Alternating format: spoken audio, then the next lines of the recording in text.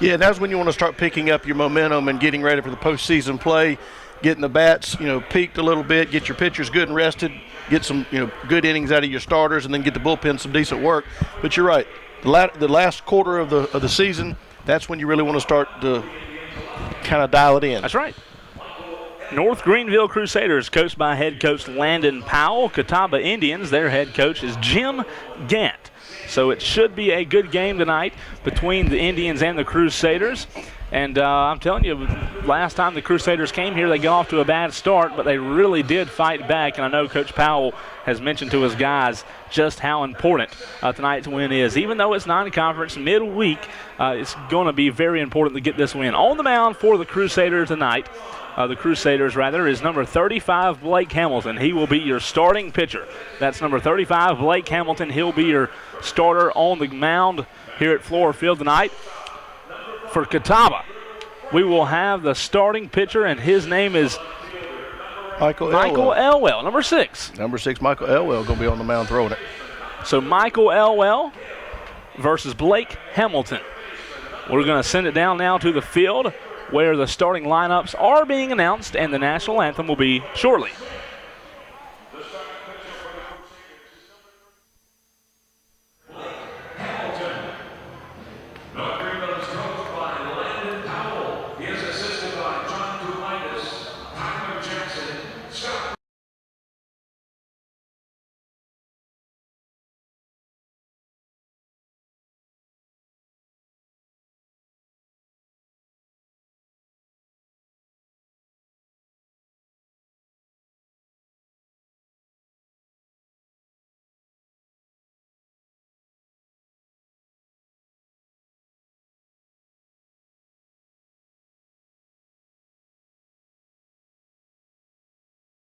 In getting you set for Catawba versus North Greenville. National anthem coming up shortly, but quickly, Tom, a beautiful field here at Fluor Field in the West End. A lot of people know of it, but with the replicate of the big green monster, the real one, they have done a really good job of at Fluor Field here in Greenville of replicating that exact same field. The dimensions in the outfield are the exact same. I believe we said earlier the wall is only 4 foot shorter. 4 foot shorter than the real one.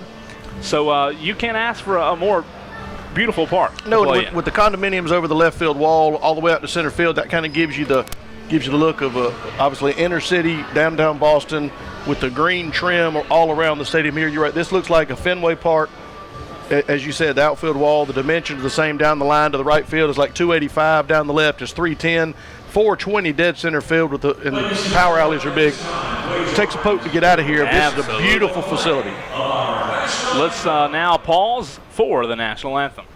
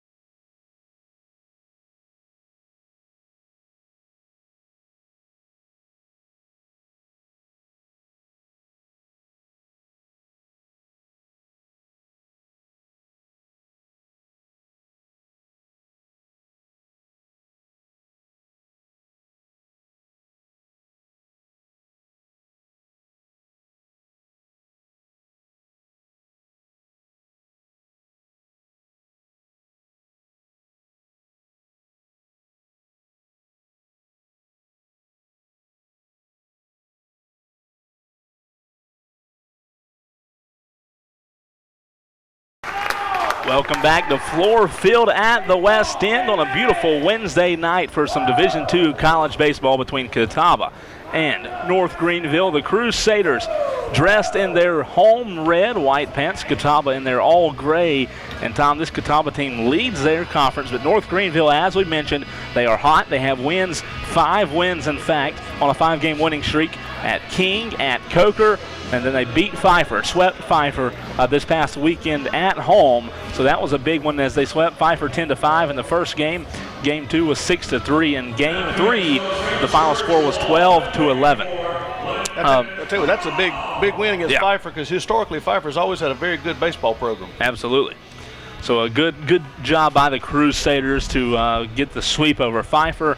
They have Barton College coming up this weekend. That's at home as well. That will wrap up Conference Carolina play.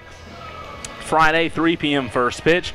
Saturday is a noon pitch, and then they'll have a doubleheader on Saturday. The second game should start at roughly 2:30 or 3 p.m., just depending on how long the first game goes. Conference Carolina Tournament starts April 27th. That's Thursday, April 27th in Burlington, North Carolina. The times are to be announced. But as we mentioned earlier, Blake Hamilton, number 35, will get the start on the mound for the Crusaders. Blake did not pitch this past weekend. They saved him for tonight's game, as Catawba saved one of their aces, Michael Elwell, for tonight's game. So two great pitchers tonight going at it. As I mentioned, North Greenville trying to get their 6th straight win, get some confidence going into this weekend series at home versus a very good Barton team. And we want to thank you for joining us tonight. Two ways you can join us tonight. First way is on the radio. That's WNGR LP 95.5 FM in Tigerville, or on the North Greenville Sports Network. So however you're watching or listening tonight, we appreciate you joining us. Cole Bryson alongside Tom Dixon for a matchup, a non-conference midweek matchup at Fluor Field at the West End. A beautiful field, a beautiful city, and just a great view from the press box. And Blake Hamilton warming up. It's going to be essential time for Blake to have a good start and really control and dictate the pace of this game. Yeah, he's going to definitely need to get ahead of the batters and, dictate the pace of play, like you were saying. Don't let the batters get ahead of him and pull him out of his game plan, because that's going to be very important to get him to go deep in this game. To, again, like we talked about, the latter part of the season, you want your pitchers to get their work in and not have to use up a lot of them as we're getting prepared for postseason. That's right. A lot of teams have played here at Fluor Field this season. The Drive have started their season. I believe they've played over 15 games now, or around that mark. South Carolina and Clemson have played here, Michigan, Furman, other high schools as well. But nonetheless, you have Catawba and North Greenville facing off tonight. Leading off for Catawba is going to be number 4. That's Luke Setzer. He will be the leadoff hitter. Right fielder coming up to bat. I like their uniforms for Catawba. They look like the Cubs. They do, don't they? They got the Cubs look. Yep, all gray with blue numbers. So Setzer is a right-handed batter. He'll step into the plate facing Blake Hamilton for the Crusaders. As you mentioned, Setzer does play right field. Here's the first pitch from Hamilton. It finds the zone, strike one, a good first pitch from Blake Hamilton. Nice pitch on the inside corner. That's right. So a 0-1 count. Setzer steps out, then steps back in. Here's the 0-1 pitch from Hamilton. A swing, a hit to second, picked up, a late throw, but in time. And that is the first out of the game. So 2 pitches and 1 out. I tell you what, Bennett Hill out there at second base, he did a great job. He kind of lost his footing on this little damp infield, but he knew he had time, collected the ball, and he made sure he made a good throw to first base. Made it look closer than it really was, but that was outstanding play. Outstanding play. You're right. They did wet the field right before the game started, and it was a little damp, and that may have been the reason. Simpson now in the batter's box. First pitch from Hamilton is a little bit low.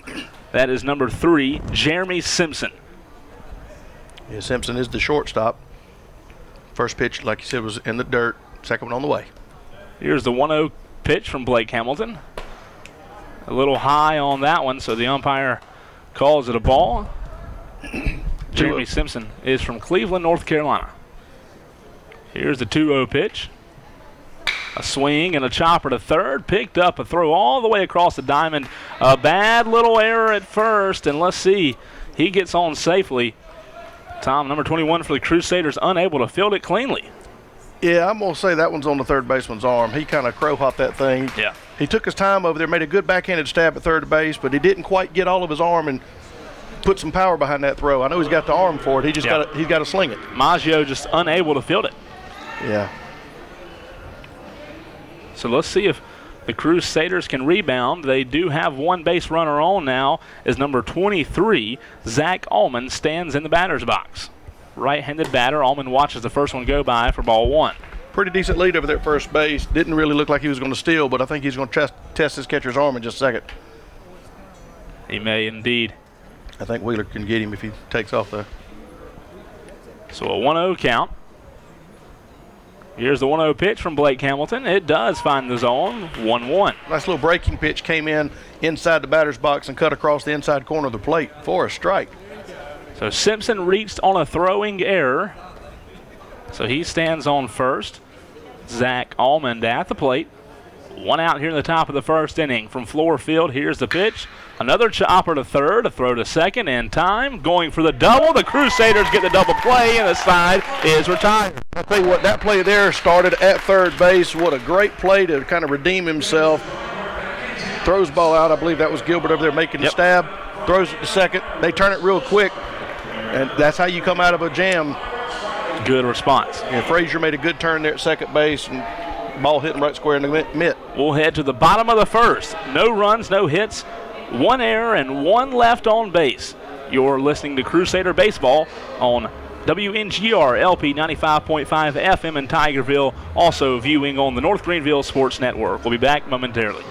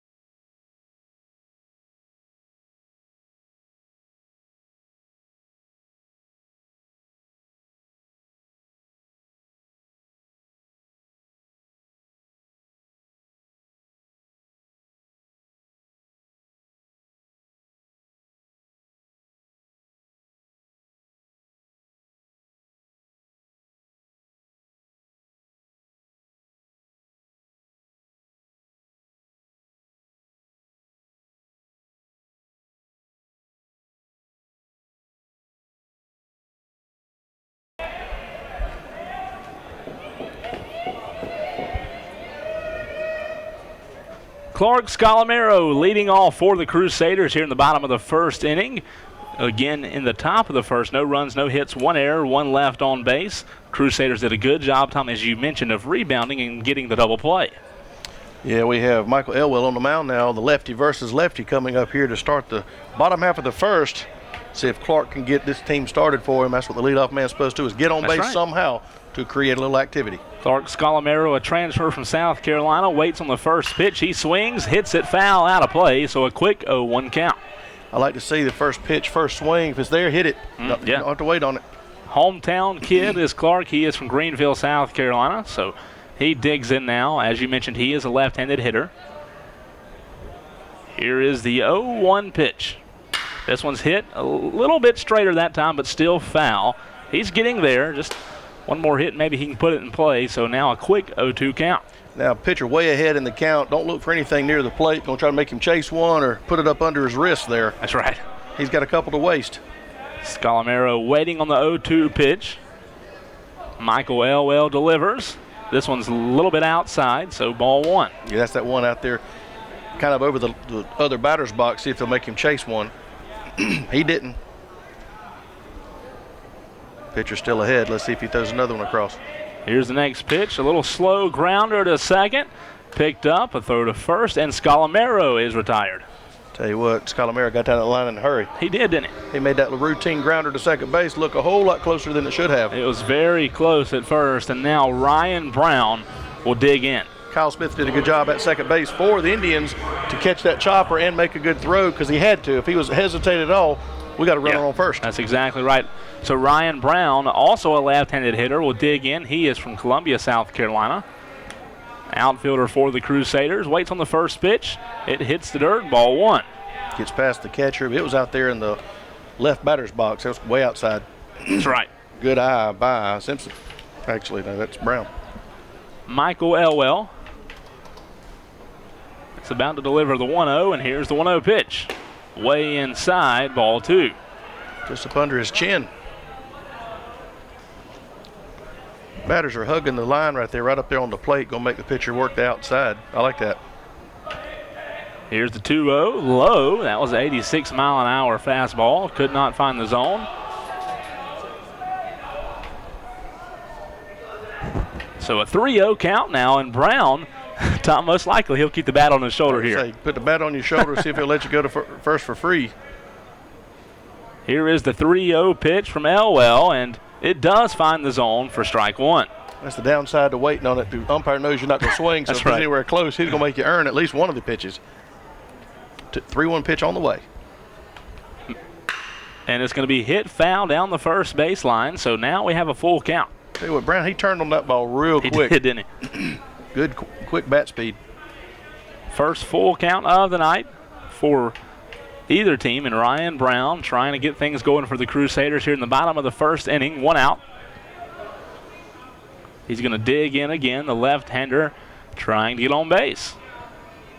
Michael Elwell with the payoff pitch. A breaking ball, and it just never broke off the table enough to find the zone. Tom, Brown will take his free base. Yeah, it stayed upstairs a little bit, tried to go with a 12-6, and it went more like a 12-10. Never quite got to turn across that inside corner. Not a bad pitch, just didn't quite execute. That'll bring up number 21 for the Crusaders, Nathaniel Maggio. First baseman. He's a big young man, and he's a left-hander too. We got 3 lefties in a row. He is big, you're right. Good lead over there by Brown at first base against his left-handed pitcher. Let's see what kind of pickoff move the pitcher has. Elwell looks to first, throws to Maggio. Maggio swings on it and puts it out of play for strike 1. Fouled over to third base line, going to be out of play. Nathaniel Maggio, 6'5", 230 pounds, a senior out of Alpharetta, Georgia, transfer from the University of Tennessee. Goes from a volunteer to a Crusader. So Maggio waits on the 0-1 pitch from Michael Elwell. Elwell looks to first, delivers, cuts on it, puts it near the second baseman, right in time for him to pick it up and throw it to first. The first time it looked like it may find the gap, but second baseman did a good job. Yeah, it showed a lot of range over there at second base, but I tell you what, we did our job there. We got the runner over to second base. Now we are in scoring position as we have another big young man coming up, Tucker Burgess, the designated hitter. Yep, number 40. So Tucker Burgess, transfer from Clemson, is getting set. Actually, that's going to be number 22, Andrew Plunkett. They have Plunkett.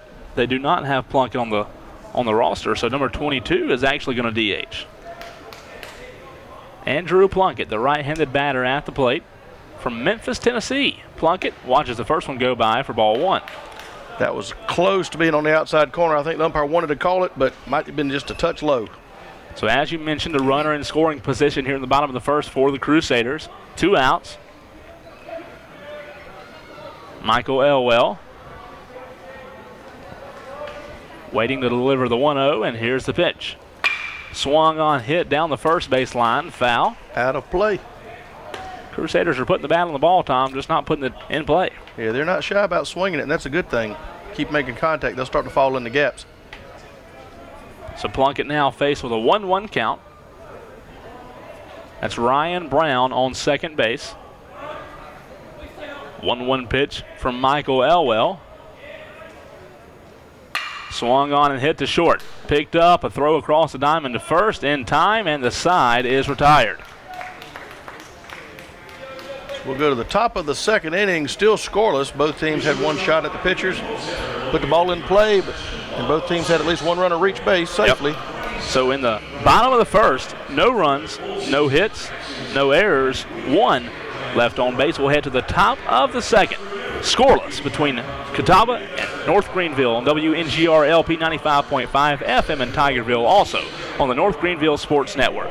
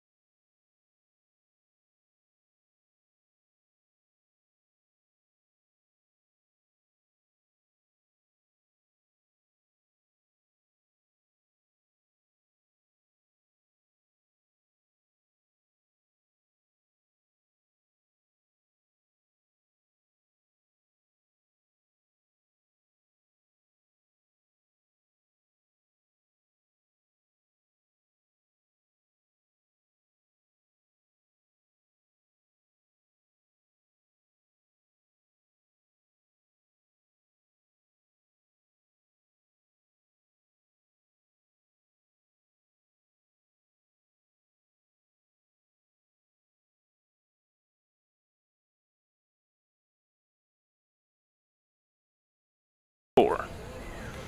5, 4, 3, 2. Kyle Smith at the plate now for the Indians of Catawba, leading off here in the top of the second inning. And Blake Hamilton throws the first one, a swing and a miss from Kyle Smith. Nice little off-speed pitch down in the dirt, made him chase it. 0-1. Kyle is from Greensboro, North Carolina. Next pitch on the way, fouled off behind the backstop, so Blake Hamilton now way ahead, Tom. Another off-speed pitch. He was way out in front of that one, caught it off the end of the bat. Look for nothing near the strike zone right now. See if they can get him chase. Maybe up under his hands or something. Here's the 0-2 from Hamilton. And it is a little low and outside, trying to get him to chase on that outside pitch. He did not, so Smith now faced with a 1-2 count. Blake Hamilton nods off the first sign from the catcher. Now he delivers on the next one. It's low as well, so that brings the count to 2-2. Good job by the catcher to keep it in front of him. Nobody on base, but you got to keep in that practice. Kyle Smith battling with a good eye. Here's the 2-2 pitch, a swing, a foul ball. Tom, the count won't change. 2-2. Live to fight one more pitch. Second baseman is a left-handed batter for the Indians. Here's the 2-2 one more time. This one's a clean swing and a clean miss from Kyle Smith. And Blake Hamilton has his first strikeout of the night. Little timber toter, towed it back to the bench. That's right. So that will bring up number 15 for the Indians. That is Chance Bowden. First baseman up to bat. See if we can get ahead of him with a good pitch. He's a hometown resident of Salisbury, North Carolina. First pitch to him is right down the pipe, Tom. Strike one. Nice little breaking pitch coming in from 12-6 pitch. Dropped off his shoulder blade right across the corner. He watches it go by. Hamilton delivers the 0-1 outside off the glove of the catcher. And you know a lot of pitchers, Tom, at different levels take their time and are really slow. Hamilton, he is throwing some quick pitches tonight. He's getting to the rhythm. He wants to keep the batter out of their rhythm. That's right. I like that. 1 ball, 1 strike, 1 out. Here's the pitch. A foul tip in the glove. That brings the count to 1-2. Way ahead of the batter here. 2 batters in a row we've done that. See if we can capitalize this time. That's exactly what you want. You want the pitcher to dictate the game with his pace, his rhythm, keep the batters guessing. Hamilton looking for the right sign. Actually, catcher looking over to the dugout. He gets the sign in, and the batter calls time. Catcher taking just a little while to get the signal in. Batter says, I'm not going to let you freeze me here. 1 ball, 2 strikes, 1 out here in the top of the second. Pitch on the way, way inside, a swing and a miss. And that's the second out and second strikeout of the inning. 2 in a row. And that's how you do it. You get ahead of the batters here early in the count, and then you dictate what you want them to swing at, and he's forced to chase one kind of low and inside. He is really dictating the game so far. That'll bring up number 11, Malachi Haynes, left-handed batter. First pitch to Haynes on the way, a swing, a hit, Foul deep. ball. Yep, and you're right, it does drift. It drifts just out and across the wall there into the hill. Little kid's going to pick the ball up. Nice little hill over left of the third base line here at Fluor Field. Malachi Haynes at the plate. Next one's foul tipped as well, so one more time. Way ahead in the count, 0-2. Perfect. Blake Hamilton has plenty to work with here. He's got a couple of pitches he can waste before he has to really bear down and make him chase another one. 0-2 pitch on the way from Hamilton. It's going to be hit to second, a diving stop, a throw to first. High.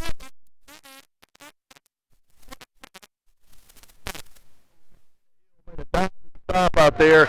Then he got up, had some time, and made a good throw and a good stab by Maggio at first base. Good thing he used that big frame of his to climb up and get it. Zeros all the way across, 2 strikeouts for Hamilton, and we will head to the bottom of the second, scoreless between the Crusaders and the Indians on WNGR LP 95.5 FM in Tigerville, also on the North Greenville Sports Network. We'll be right back after the break.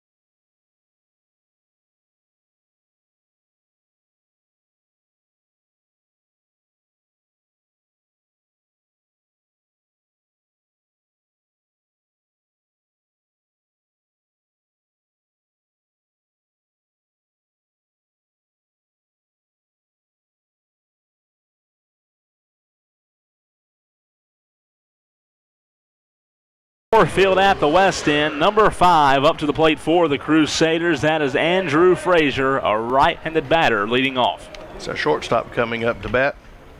See if he can get this game started, busted open for us. Not a lot of offense, actually no offense as of yet. The first one's going to be hit from Frazier, a high pop fly to shallow right field. And the catch is made out in right field by Luke Setzer. Good job by Luke. He caught a break there because a cloud came up because in the last half of the inning, sun was beating down on right field, and the outfielders out there having to shield his eyes. Right. Now clouds kind of block the sun, so he was able to pick that one up. That brings number 8 to the plate. That's Josh Black. Left fielder for the Crusaders. So Josh steps in, a right-handed batter, watches the first one go by for strike 1. Little off-speed pitch right across the inside corner. He just kind of froze him. Josh Black, up to as of right now, is averaging .393 at the plate with only 89 at-bats. Next one he watches go by does not find the zone. Tries to come with that same off-speed pitch right there, and it just falls off the table a little too soon. 1-1 to count. 1 out as well here in the bottom half of the second. Here's the 1-1 pitch. Swung on, hit down the third base line, foul. Tell you what, that was about 3 feet away from being a double. It was a rope too, wasn't it? It was a frozen rope. Man. Thing slides over about 3 foot to the right. It hits the chalk, and it goes all the way to the wall. 1-2 count here with 1 out. Bottom half of the second inning. 1-2 pitch on the way. It's going to be a slow roller, almost like a bunt. A throw to first. He got it. Play by the pitcher, Elwell, coming off the mound, making that throw, and then the first baseman able to reach out there and stab it. Chance Bowden. Bowden did a great job. It was close.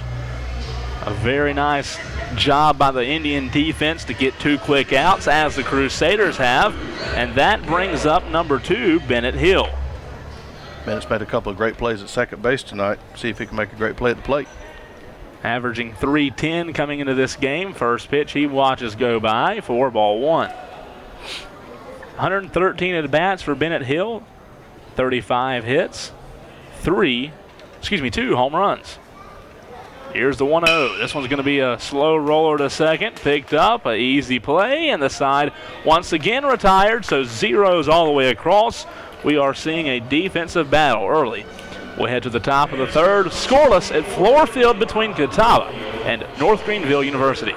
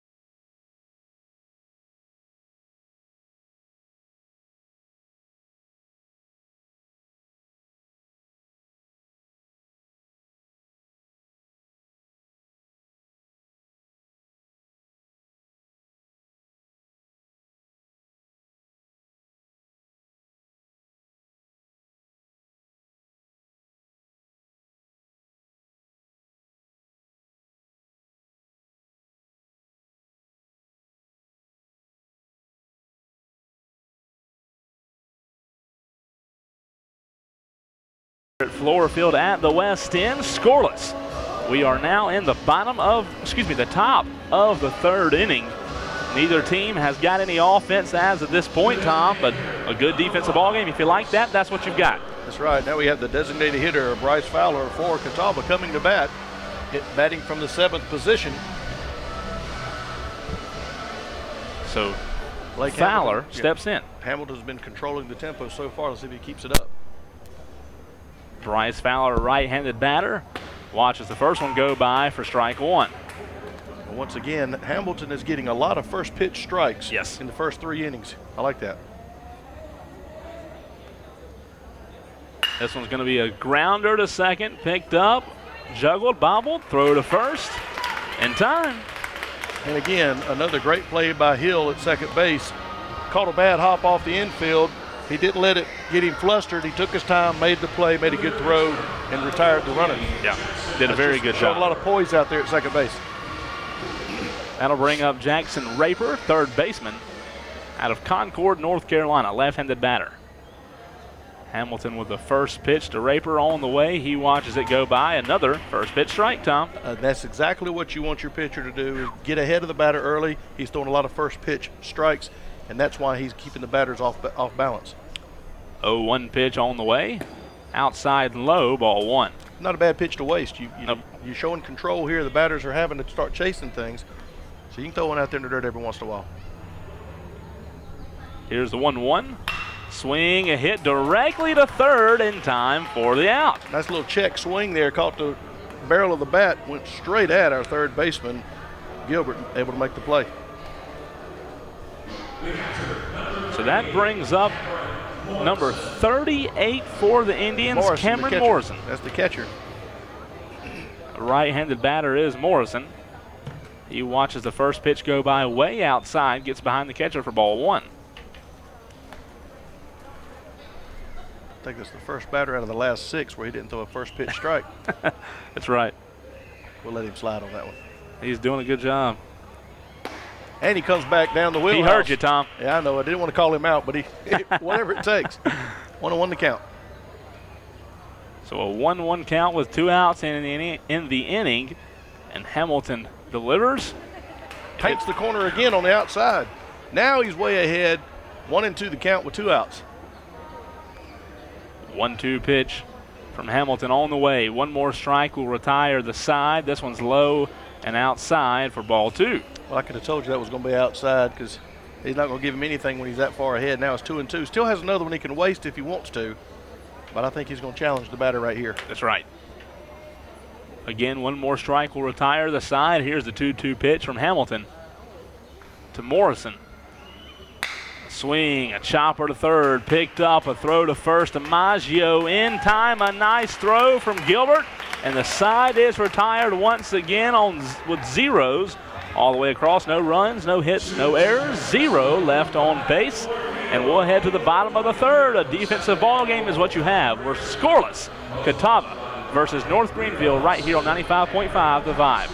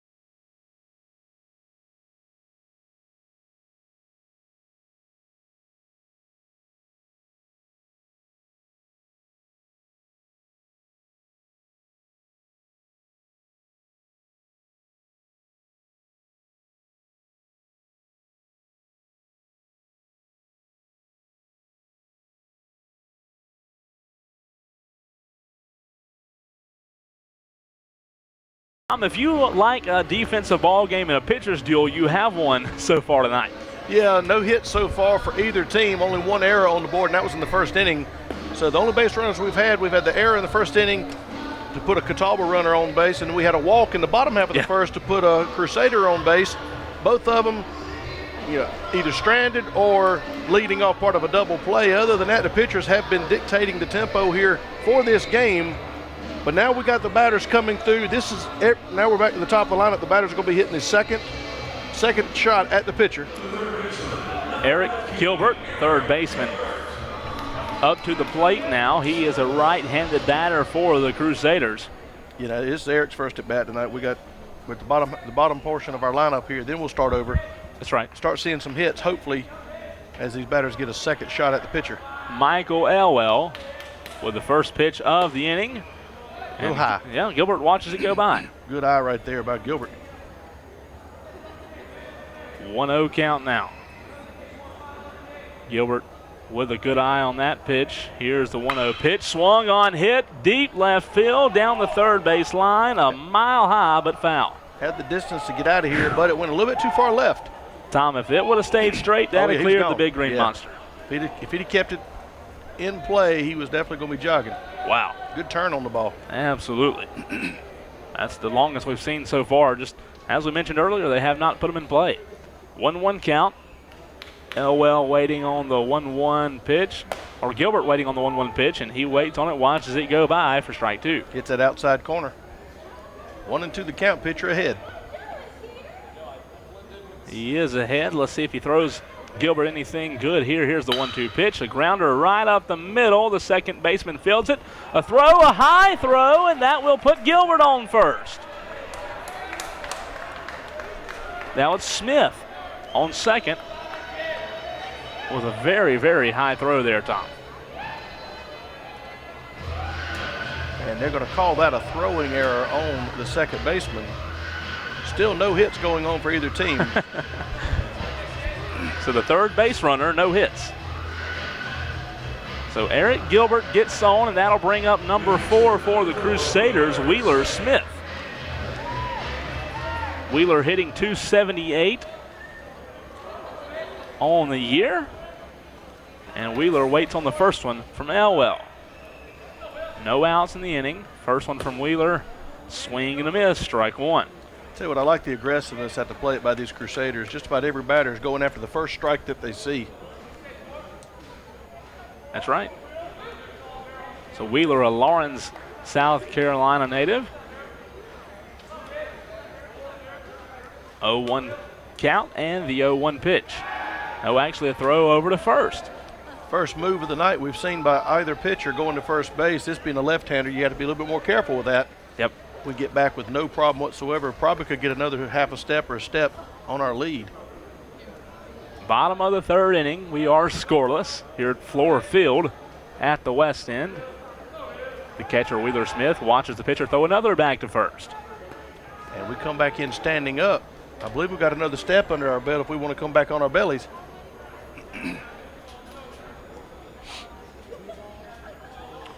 0-1 count.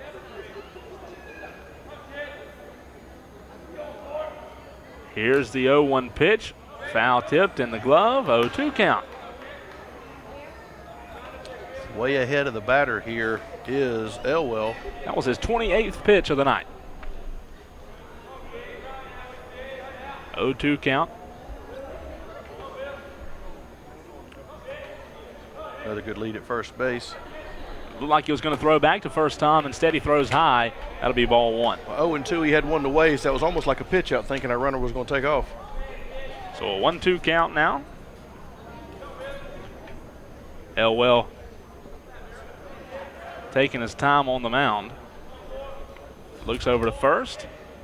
Here is the 1-2 pitch. Swing, a chopper. The third baseman will grab it, throws across to first, just in time for out number one.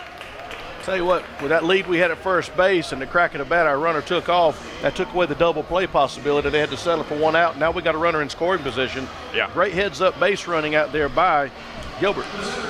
That'll bring up number 7, top of the order, Clark Scalamero. And again, this is now, the batters have had a shot at this pitcher one time. This will be the second time they've seen him. So now we should start seeing some balls hit the gaps. That's right. So that is going to be Scalamero at the plate, left-handed batter, one out here in the bottom of the third.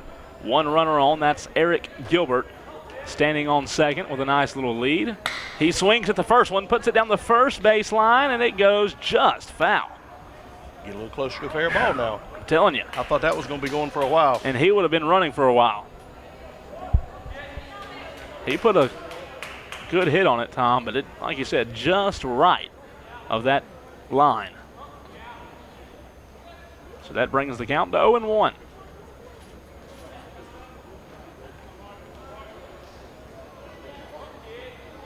Elwell taking his time, looks back to second to Gilbert, delivers. Foul ball again. That brings the count to 0-2.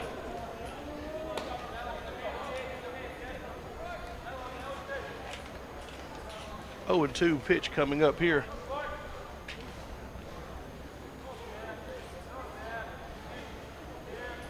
So that's Clark Scalamero waiting on the 0-2 pitch. And Elwell looks back to second, and the delivery. Just outside. Just outside. That was a little bit too close for an 0-2 pitch, but umpire gave him the benefit of the doubt. Well, the catcher held it there trying to frame it. He's trying to frame that.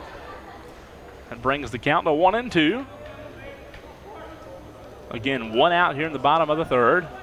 Crusaders do have a runner in scoring position. Here's the 1-2 pitch. Actually, the pitcher comes off the mound and lets the runner go back to second. So Scalamero steps out of the batter's box. We'll take a couple of swings. Scalamero is batting .363 on the year. Not bad at all. As the next pitch is way outside, and the runner goes to third, a loose ball, and Gilbert almost came home, didn't he? Well, he took off. He was stealing third base on that one, and the catcher missed it. That's why he was able to round third. He took off on the pitcher, and I think he might have had third base stolen if the ball hadn't got past the catcher anyway. I believe you're right. That was a good jump. Now you definitely got one in scoring position with only 1 out. A fly ball deep in the outfield scores one. Yes. You know, a ground ball could get him home as well. 2-2 count, 1 out in the inning. Scalamero, who has 66 hits on the season with 7 home runs, 49 RBIs, looking to get his 50th. He puts it foul. Very good at bat here for Scalamero. He's making the pitcher work. It's a 2-2 count, but he's fouled off 3 or 4 balls already. He's working on that pitcher's pitch count. 182 at bats on the season for Scalamero. Waiting on the 2-2 pitch once again with Eric Gilbert on third with a nice little lead. Elwell delivers. Low and outside. We have another full count. 3-2 pitch here. Runner on third. 1 out.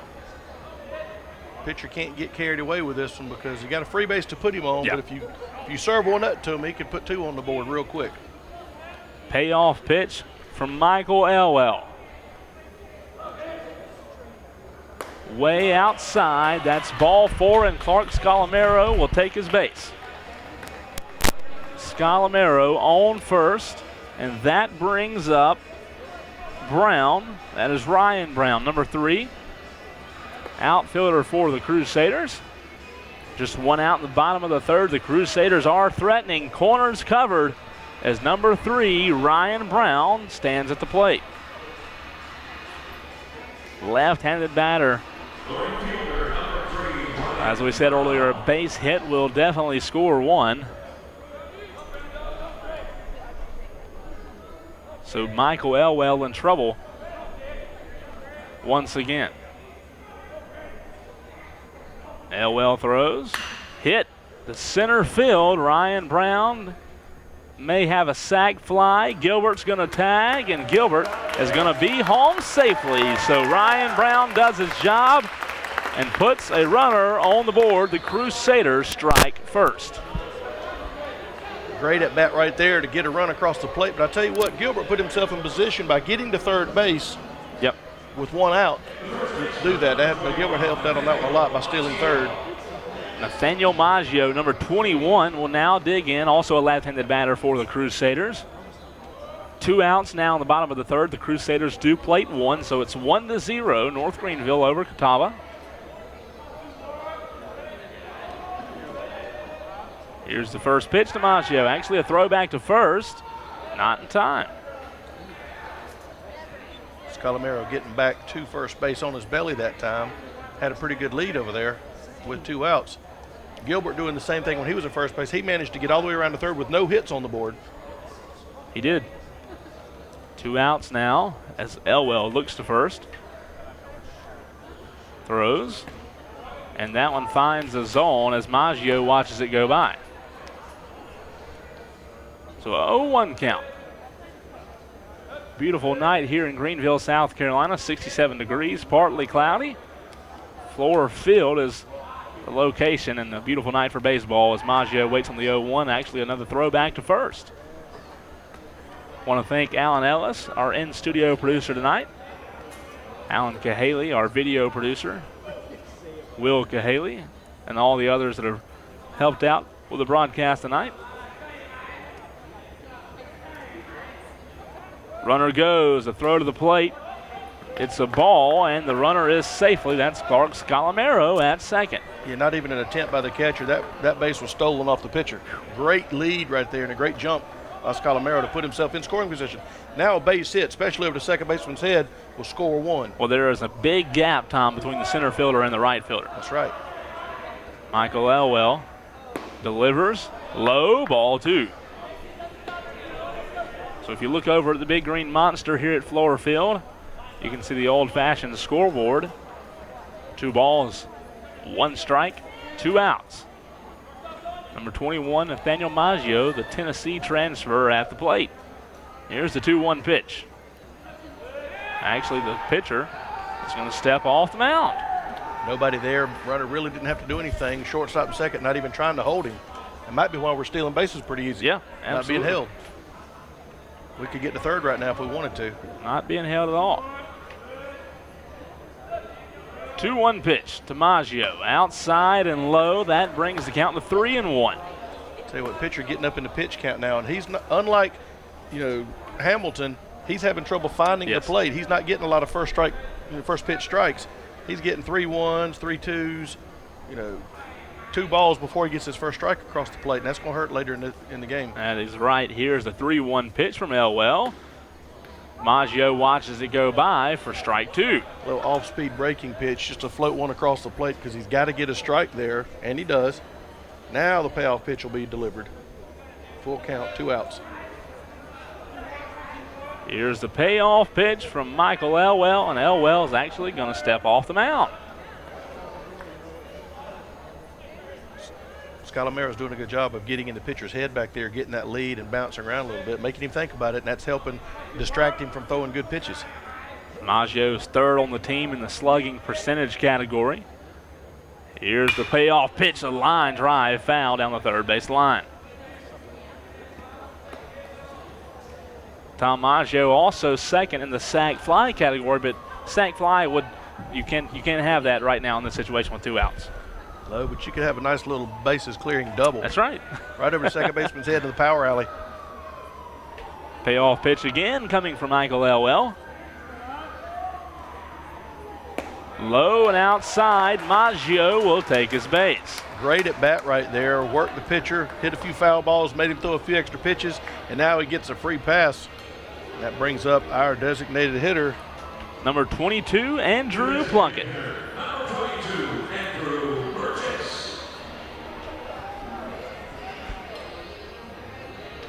So Plunkett digs in, a right-handed batter for the Crusaders. 2 runners on. They do lead 1-0, looking to add more. A base hit will score 1 for sure. Plunkett waiting on the first one. He watches it go by, an 89-mile-an-hour fastball for strike 1. Right over the inside corner, and that was the first real good strike I've seen that pitcher throw this inning. Yeah. Even the strikes that were called earlier were off speed, just kind of floaters. That one had some heat to it. It did. 0-1 pitch. Elwell looks back, delivers a big swing from Plunkett and a big miss. That was that off-speed pitch on the corner. Plunkett was so far ahead of it. The ball was, he had swung twice before it got to the catcher's mitt. Only 78 miles an hour. He went from 89 to 78, so that will get a batter there. It's a good move by the pitcher. 0-2 pitch. A fastball but low and in the dirt. The runners are going to go. A play at second. Did he get him in time? No, he's safe at second. Now we're going to have a discussion with the coach running out there. And I not, agree with the coach. I thought the guy was out. But then again, the angle there of the umpire, because the ball got there in time. Did he have possession of it? And that's what we didn't see because the Right. body was in the way. And that's what the coach is going to find The out. throw was in time, but absolutely. we just couldn't see if he had possession or had the ball in the glove, and that's why the coach charged out of the dugout. And the umpire is explaining now, because that would have ended the inning.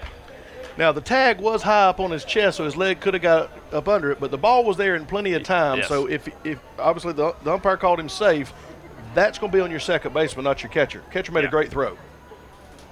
Umpire walks away, and the coach not happy, you can tell. Still giving him some words, but he'll go back to the dugout. 1-2 count for Andrew Plunkett. Now Tom, a base hit would score 2. Base hit would score 2 for sure. Outfielders are playing more central up now, taking that gap away over the second base, but we got a right-handed batter in here. 1-2 pitch from Michael Elwell. Chopper going to go foul. This off-speed pitch he's throwing, he's getting way ahead of it. It's tough, isn't it? Way ahead of the ball there on his bat. That's a good combo, though, from the pitcher, having an 89 to 91 mile-an-hour fastball and then come back In with the a mid-70s, That's right. Mid-upper 70s. Yeah. 1-2 pitch on the way once again. 1 strike will end the inning, and this one's going to be popped up and will go out of play. Count remains 1-2.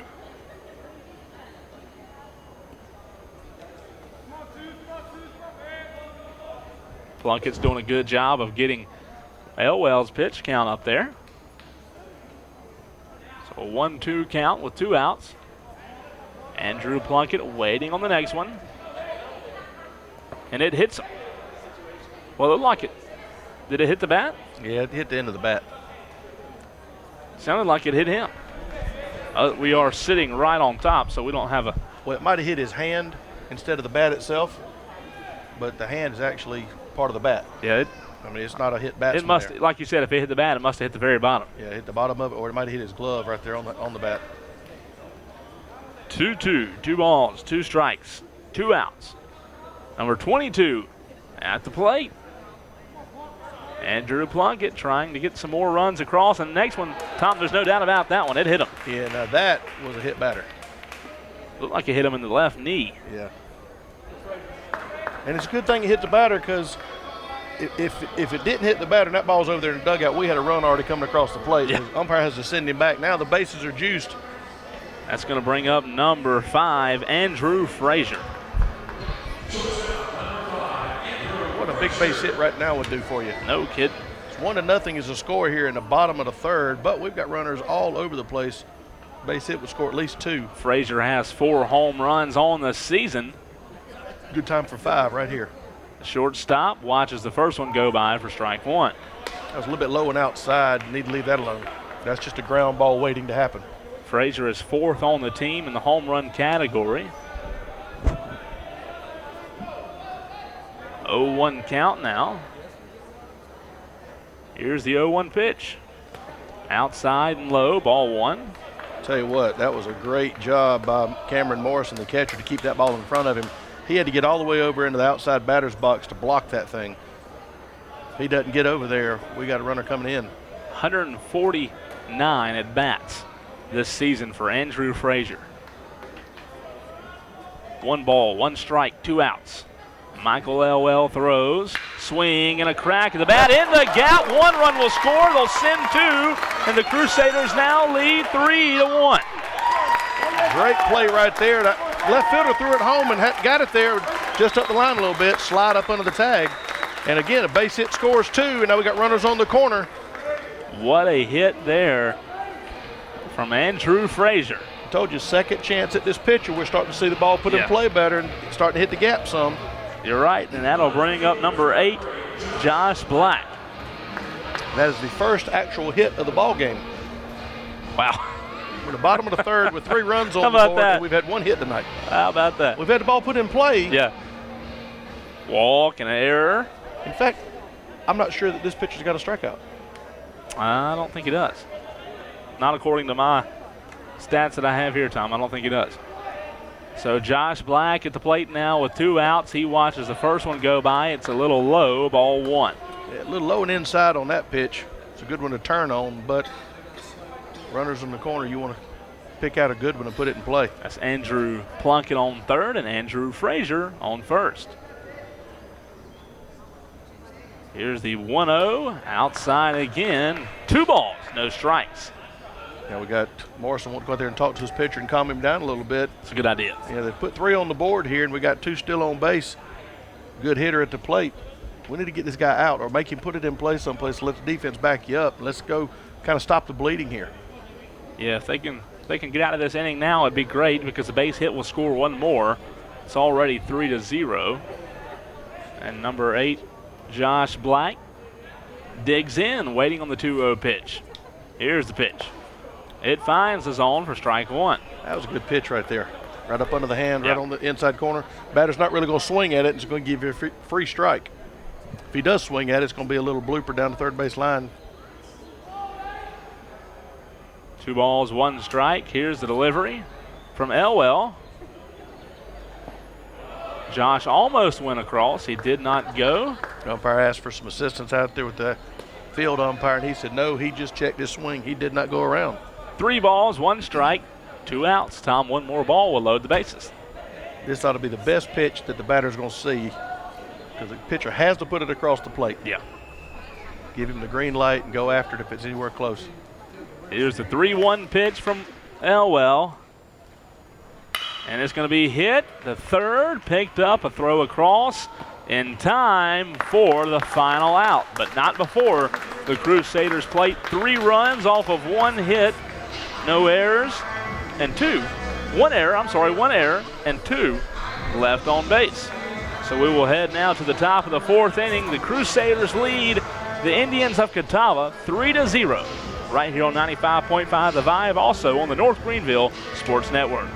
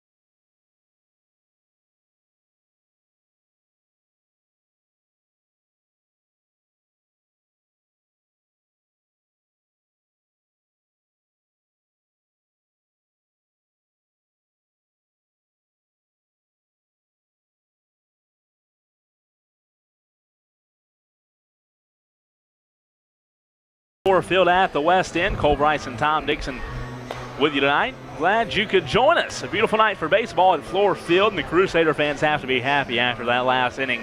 They plated 3 runs off of just 1 hit, but I don't care how many hits you get, Tom. If you can get 3 runs in an inning and take the 3-0 lead, that's all you need. Yeah, I don't care if you get any hits at all. We got 3 errors and 3 runs. Doesn't matter to me. It's kind of like on the golf scorecard. They don't draw pictures. They just put numbers. That's exactly right. 3-0 looks good. Number 4, top of the order, top of the lineup, if you will. Luke Setzer, this is going to be his 2nd attempt at Blake Hamilton. See what he does with it. So Blake Hamilton fires way outside on the first one, ball 1. Now, Hamilton's showing a lot of control here the first time through the batting order, getting a lot of first pitch strikes. This time he starts off with a ball, but it was barely outside the line there. Almost made the batter chase it. 1-0 pitch on the way, a swing and a miss there. That'll bring the count to 1-1. And that's almost the identical pitch that he just threw, except this time the batter went after it. That's exactly right. Obviously Hamilton knew where he wanted to put it. Having a great game tonight on the mound for the Crusaders. 1 ball, 1 strike, no outs. This one's a chopper to short. A slow roller, a tough throw on the run in time. What a play over at short. By Frazier. Andrew Frazier. Wow. That was not an easy scoop coming off from the grass transition under the dirt infield. He scooped it and then made a great throw. First baseman obviously stretched out, gets him by about a half a step. That was pretty. Because that was a little chopper. That wasn't a hard hit ball. That was a chopper, and that's the hardest ones to field. Jeremy Simpson, the shortstop, will now come up to the plate. Right-handed batter. First pitch from Hamilton. is a strike. Another strike on his first pitch. I'm telling you, the umpire, he when Blake throws those strikes, he calls them before they even get there. I mean, he knows they're right down the middle. Yeah, Landon Powell, the coach for the Crusaders, has to be happy with the pitcher's performance so far. Just a tick high on that one. Yep. But, you know, pitching coach over there has done a great job here. And, of course, Coach Powell, he's got to be excited about the effort so far here in the first third of the game. 1 ball, 1 strike, 1 out. Hamilton wheels and deals again. Swung on, hit foul. Or did it hit him? He hit the bat. He's off in his pain. Leg. Yeah, he fouled it off his leg. You're right. It came back off the bat and hit his leg. Down goes a foul ball. So hope he's okay. That'll slow him down a little bit running on the first base line. It will slow him down for sure. As soon as it was pitched, he kind of dipped to the left. That's why I wasn't sure if it hit him or not. So a 1-2 count now for Hamilton. He throws. A foul tip in the glove, and that is strike number 3. Tell you what, great job behind the plate there. Wheeler Smith coming up with a foul tip in the glove. That's perfect. To complete the strikeout. That's what you asked for. Now you see the batter here has got a shin guard on his front foot. And that's what we're probably going to see Simpson out there next time he bats. He's probably going to have one on. Now the left fielder, Zach Allman, up to the plate. Hamilton fires. Just a bit high and inside for ball 1. 87-mile-an-hour fastball, and that was one of his slower pitches. Yeah, he's been backing off a little bit. 1-0 pitch on the way.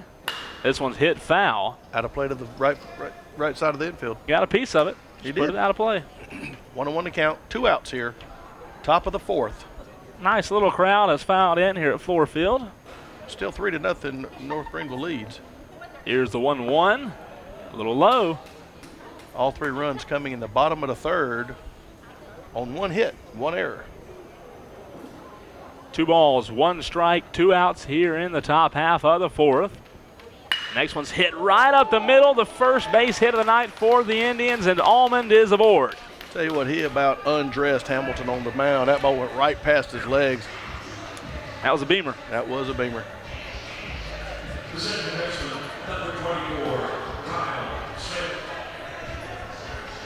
So that will bring up number 24, Kyle Smith.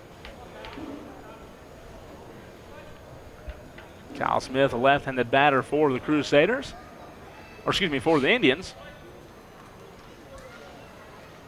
Blake throws, swing and a miss. That was actually a ball. It was. Chased it, but because he's had so many first pitch strikes, these batters are trying to they're guessing it. They're just guessing up there. I'm gonna swing it because he knows it's going to be across the plate somewhere. 0-1 count for Kyle Smith. Here's the next one low, just not off from the first pitch, but no swing there. 1 ball, 1 strike, 2 outs. Kyle Smith waiting on the 1-1 pitch with 2 outs in the inning. Hamilton throws, a swing, a hit to center field. We're going to have a diving catch, and the play is made. What a catch out in center field by Clark Scalamero, and the side is retired. You're listening to WNGR LP 95.5 FM in Tigerville. 3-0 is the score. The Crusaders lead. We'll head to the bottom of the 4th right here on 95.5 The Vibe and on the North Greenville Sports Network.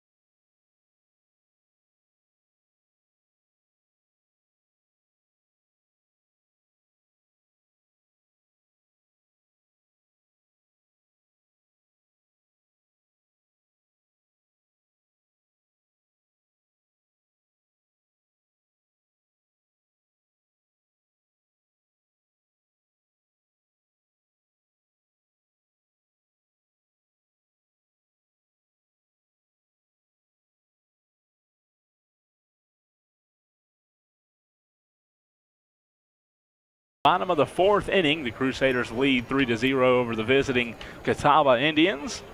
And now Hill has a chance to create some offense. Elwell still on the mound for the Indians. First pitch is in the dirt. Ball 1. Tell you what, Bennett Hill's had a great night at second base for the Crusaders. On the defensive side, let's see if he can throw some offense. Here's the 1-0. Inside, ball 2. 2-0 the count. So Michael Elwell having trouble finding the strike zone. 2 balls, no strikes. Here in the bottom of the 4th. 2-0 pitch. Outside, ball 3. That's where you put your bat on your shoulders and tell the umpire, call it if you want to, but I'm not swinging. That's right. Of course, at this level of baseball, you still have the green light to go because the pitcher's going to throw it across the plate. Yeah. 3-0 pitch across the plate. Just like that. Still 3-1, so you can still be a little bit picky. If you don't like the pitch, you still got one to waste. But if it's anywhere close, you got to. Let's see if Bennett will take the bait on this one. No, it's ball 4, way outside. And another base runner for the Crusaders. That'll bring up number 15, Eric Gilbert. I saw on the big scoreboard out in center field during the break time, hot dog of the month, mac and cheese hot dog. How about that? I believe I could put my hands around something like that. Alan also texted in and says that there are many upgrades this year. Champions Club in the box above the third base line, seats in the big green monster, a new video board, and a neon sign on the Trailhead building. So a lot of new upgrades here at Fluor Field as Eric Gilbert settles in. Gilbert, last time at bat, was able to reach first base and come around and score the first run for the Crusaders. First one's a ball. He was able to get from first to third with no base hit at all. 1 ball, no strikes. Eric Gilbert waiting on the 1-0. No throw back to first. Tell you, Elwell being a left-handed pitcher, you'd think he'd have a little bit better move to first base, but he's not come close to picking off any of our base runners. No, hasn't come close at all. In fact, we've got a stolen base off of him tonight. That's right. By Gilbert, who's at bat. Showing some speed on the base path. So a 1-0 count, and Michael Elwell delivers. Bunt. Nope, going back to first. You're right. Gilbert showed a bunt, and he threw back to first. Third baseman started charging in, but we've got a 1 ball, no strikes. We had 2 throwovers to first base. Trying to get Hill. This is Tom, his 67th pitch of the night. So getting up in the pitch count here in the 4th inning. Bunt being shown by Gilbert. He pulls back and throws to second. No, he came off the bag, so he got him. Yeah, he slid past. He was safe initially, but then he slid so far that he slid off the bag, and the shortstop was able to apply the second tag and get him. That's good. Good job there by the shortstop. Jeremy Simpson. So Simpson gets him. So now Eric Gilbert faced with a 1-1 count. Had the base stolen, was in there. The umpire already called him safe, but then he slid off the bag. 1-1 count. That was the first out.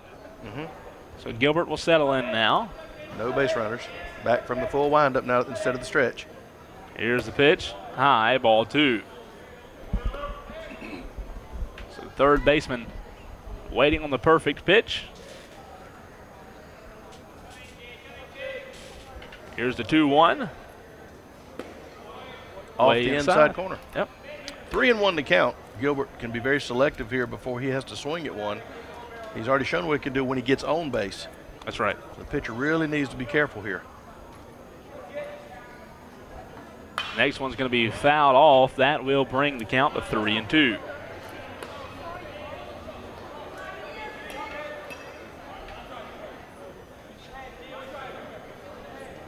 Full count for Eric Gilbert. 1 out in the inning. Here's the payoff pitch. A swing, a base hit to left field. Gilbert's going to be on base for the second time tonight. Thought about stretching that into a double. He did, didn't he? He took the good turn, but got halfway there and turned around and came back. That'll bring up number 4, Wheeler Smith, the catcher. Wheeler's done a good job behind the plate tonight for the Crusaders. Has a chance to help his pitcher out here with 1 swing of the bat. Runner on first with 1 out. And Gilbert has been known to take off. Yes, he has. The Lawrence native now at the plate. A right-handed batter is Smith. 1 out here in the inning. And Wheeler awaits the first pitch from Elwell. Fouled off the first one. Fouled off his foot as well. Yep. No balls, 1 strike, 1 out. Bottom of the 4th, last inning. In the bottom of the 3rd, the Crusaders were able to plate 3 runs. 2 hits from the Crusaders thus far, 1 from the Indians. And here's the 0-1 pitch to Wheeler Smith. Good lead by Gilbert at first base. Way outside, that brings the count to 1-1. That was almost a pitch out because they thought Gilbert was going with that lead he had, but Gilbert faked him out and wasted it. It made him waste a pitch. 1 ball, 1 strike, 1 out.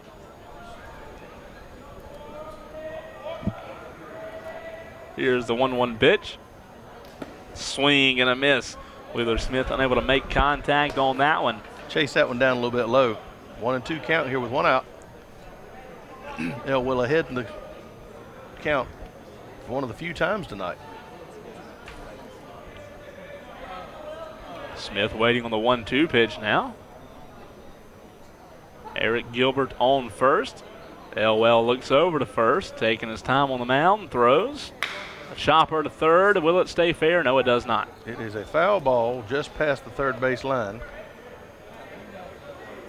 Tell you what, if that had been about 2 feet to the right, it would have been a great snag by the third baseman. He's so far deep in the hole, he'd have played a hard time getting that ball to first base to catch him. Yeah, it would have been a tough throw. Gilbert was already at second base. There was no option to go there. Yeah. He's going to have to throw it all the way across the diamond to try to get the runner at first. I believe you're right. 1 ball, 2 strikes. 1 out. Still 3-0 here. Wheeler Smith trying to stay positive at the plate and get on base. 1-2 pitch on the way. He watches it go by, and the umpire with a late call, he rings him up. That was out there on the other batter's box. That was questionable. Catcher did a great job of framing that one. But you're right, it was a delayed called third strike. He wasn't real animated about it. That's first strikeout of the night by this pitcher. That's right. That'll bring up the top of the lineup. Number 7, Clark Scalamero. Third time at the plate tonight for Clark.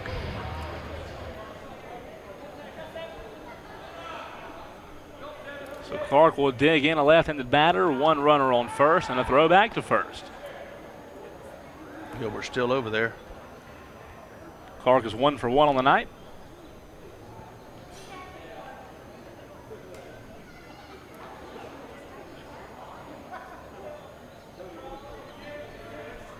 Excuse me, over 1 on the night. He did later come around the score, though. He was walked 1 time, and this one's going to be ripped into right field for a base hit. Thought Gilbert was going to try to go to third, but the coach held him up. And now we got runners on first and second. A nice leadoff hit from Clark Scalamero, and that'll bring up number 3, Ryan Brown.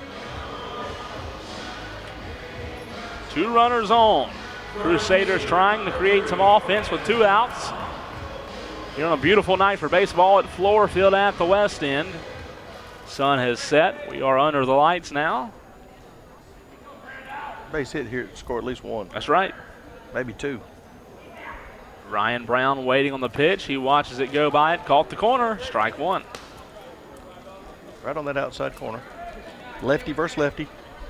So the curveball has a little bit more of effect here. Michael Elwell.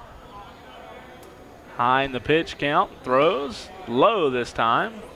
Ball 1. Tried to get him to chase one there in the dirt that time, and he held that bat tight. 1-1 to count, 2 outs. Still 3-0. Crusaders lead. Bottom half of the 4th, they have runners on first and second. Here's the 1-1 pitch. Swing and a big miss there from Ryan Brown, unable to make contact. Took about 8 miles an hour off that pitch, down to around 81 on that one instead of the 89 to 90 he's been throwing. Way out in front. Tom, the Crusaders are 2 for 5 on the night with 2 outs in the inning. So let's see if they can make it 3 for 6 here. 1-2 pitch on the way. Outside, 2 balls and 2 strikes. Pitch count's got to be up there in the mid-70s right now, close to 80. Let's see. 81. That's close. You were close. Very close. 2 balls, 2 strikes, 2 outs. A throw back to second. Did he get him? No, he did not. No, he got up under the tag that time. Pretty good move right there. It was a pretty move. I like that. Around. Like that a lot. Just wonder how many pitches the coach is going to let him have here midweek with postseason coming up. That's a good point. 2-2 count. Ryan Brown waits on the next one. A slow one, but he hits it foul, out of play.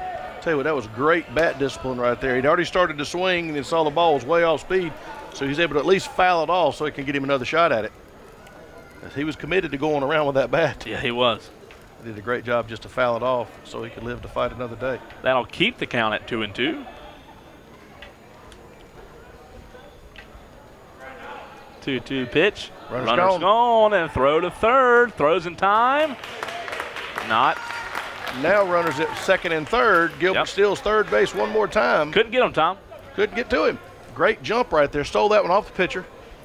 Now a base hit scores 2. That's huge. Or 3, depending on how hard you hit. Just how hard of a base hit.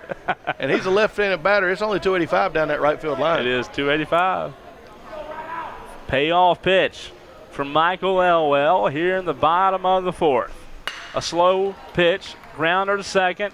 Should be a routine out, and it is. That will retire the side, so the Crusaders leave 2 stranded with no runs, 2 hits, 1 error, and as I said, 2 left on base. Crusaders lead 3-0 over Catawba. We'll head to the top of the 5th inning right here on 95.5 The Vibe, also on the North Greenville Sports Network.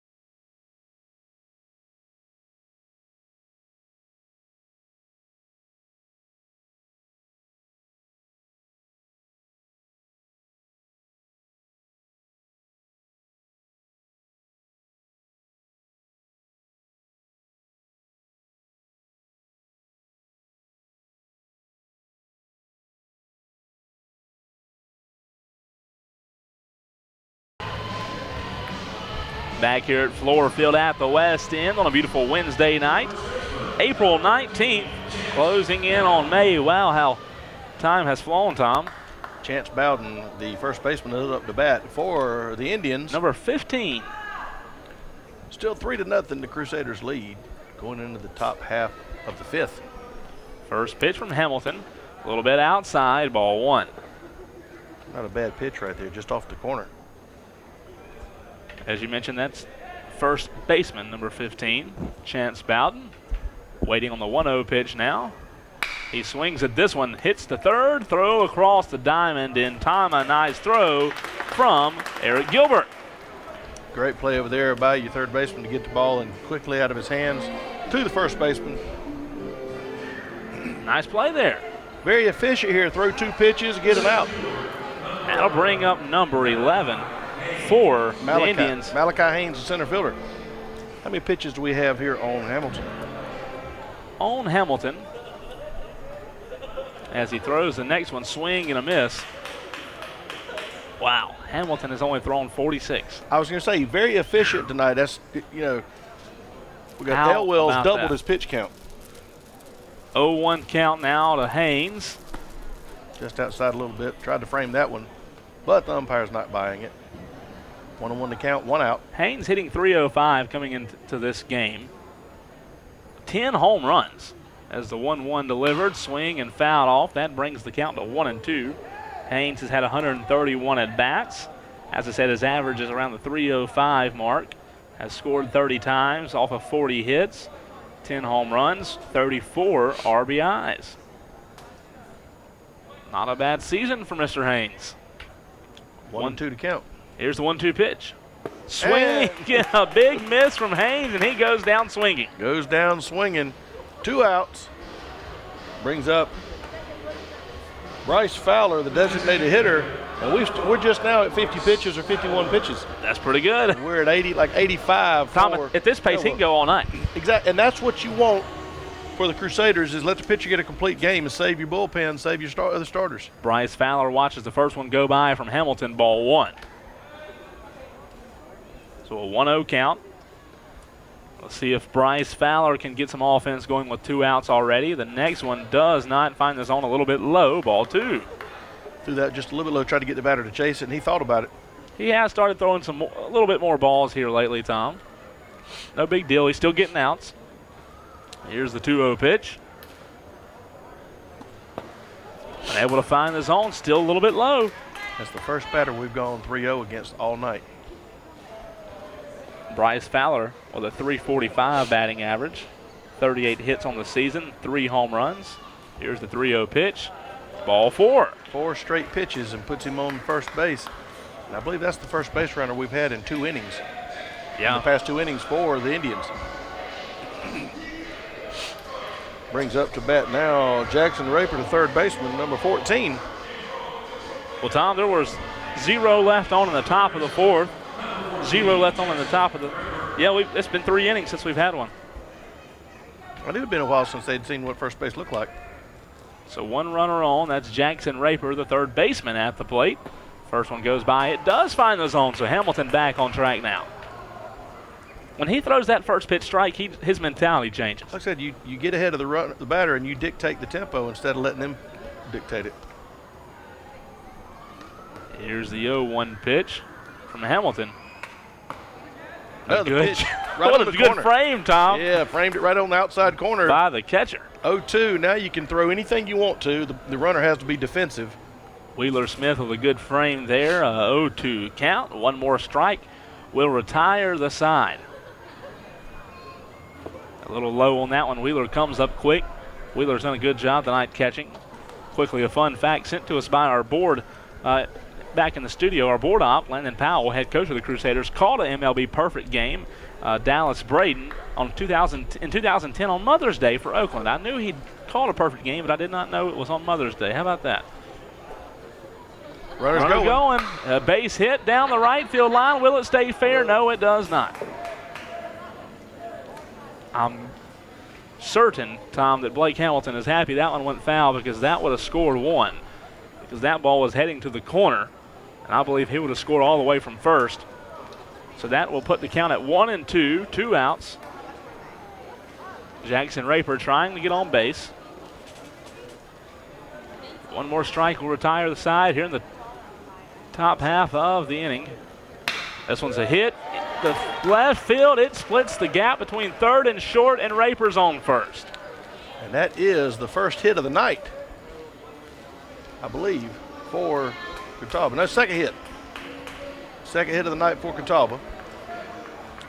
Second hit, and now they have 2 runners on as Morrison, number 38, is at the plate. That's Cameron Morrison. He's their catcher. He is their catcher. So 2 runners, 1 in scoring position, 2 outs. No need for Hamilton to panic here. 1 more out will retire the side. 1 good swing of the bat could tie it up, though. That's right. Morrison waits on the first pitch. He watches it go by for ball 1. That was close right there. Hit that outside corner. I thought Dump was going to give it to him. 80-mile-an-hour pitch there from Hamilton. A little off-speed breaking pitch. 1 ball, no strikes.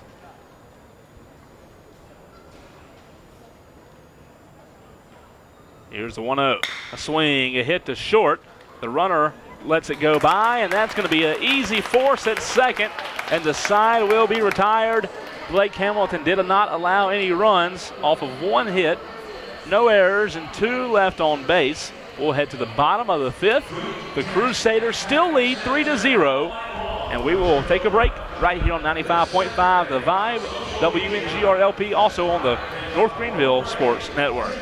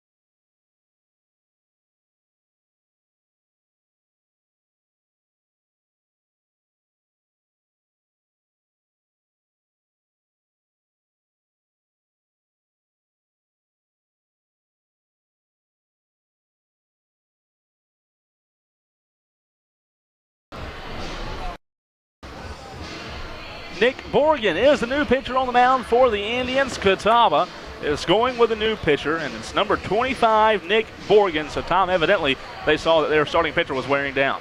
Yeah, what do we say his pitch count got up to like 81, 82? Yeah, up in the 80s. And so he leaves the game giving up 3 hits and 3 runs. Morgan comes in and going to try to see if he can be a good middle relief, if you will, good setup man for your closer if they can come back and tie it up or take a lead. So let's see if Borgen has different stuff. I mean, North Greenville, as you mentioned earlier in the broadcast, Tom, they saw the starting pitcher twice. That was Elwell. They saw him twice. They got used to his stuff. Now they have to see a whole new pitcher, and it might take a while for them to get hits. Start off again. After we went through the lineup one time, when we went through the second time, we put 3 runs on the board and got a couple of hits. So leading off for the Crusaders is number 21, the first baseman, Nathaniel Maggio. Left-handed batter. Right-handed pitcher now for Catawba. That's right. Lefty was on the mound, now righty's on the mound. Maggio ready to take this first pitch. First one on the way, low, ball 1. 81 miles an hour. I'm hoping that was his off-speed stuff. If not, it's going to be a tough at bat. That's right. 1 ball. Maggio trying to get on base here to lead off in the bottom of the 5th. He fouls the next one off, so that'll bring the count to 1-1. That was another 80 mile an hour. That's right. He's either trying to throw our timing off or that's all he's got. 1-1 to count. 2 pretty close to identical pitches. Maggio, the first baseman, the Alpharetta, Georgia native. Waits on the 1-1. He swings and it hits the pitcher in the side, and he kind of protects himself with a glove and makes the out. How about that? That was a great shot back at the middle. Pitcher just happened to be at the right place at the wrong time. And Nick Borgen, the pitcher, got his glove down and got the out. Yeah, So that'll bring up self-defense catches. Yeah, that's right. That'll bring up the designated hitter, number 22, Andrew Plunkett. See if Tom, there's still a big gap between center field and right field. If he can plunk it right over the second baseman's head, he'll be in business. Let's pop it over there and run for a while. 1 out in the inning. A slow all speed, a 70 mile an hour there, Tom. Didn't find the zone. Gone from 80 down to 70. Yeah. We're used to seeing 89 in the 90s down to 80s. That's right. We're going to throw our timing off big time. 1 ball. Plunkett watches the next one go by, and that one was the heater, 84 miles an hour. It found the zone. Found the zone right down the middle. 1-1 to count, 1 out here. Still 3-0 Crusaders lead, bottom half of the 5th. The next one does find the zone again. A 72 mile an hour curveball, a little breaking pitch coming in right across the knees. Great pitch. 1-2 to count. Look for something in the dirt. 1 ball, 2 strikes. 1 out. Delivery, a swing and a miss, and Andrew Plunkett will go down swinging. That'll be the 2nd out of the inning. Now that one got up to 85, so now he's getting a little bit closer to a fastball. Yep. 2 outs here, bottom of the 5th. 2 batters up, 2 batters down. Andrew Frazier, Tom. Shortstop Andrew Frazier at the bat. He's a left-hander going against a right-hander. So he'll dig in, as you mentioned, left-handed batter, trying to get an offense going in 2 outs, and he's going to hit this one. A slow roller to second. It's going to be tough, and it's unable to be fielded. That will go down as an error, I believe. Let's see if they officially rule it. It would have been a tough play if he fields that cleanly. I don't know that he gets him anyway because it was such a slow So they may roller. give him a hit. Let's see. I think it should be, but I'm not the one that makes that call. I don't know that he makes the play. That's a good point. If he fields it cleanly, I still don't think he gets him. The official score has not been put on the scoreboard out on the big green wall.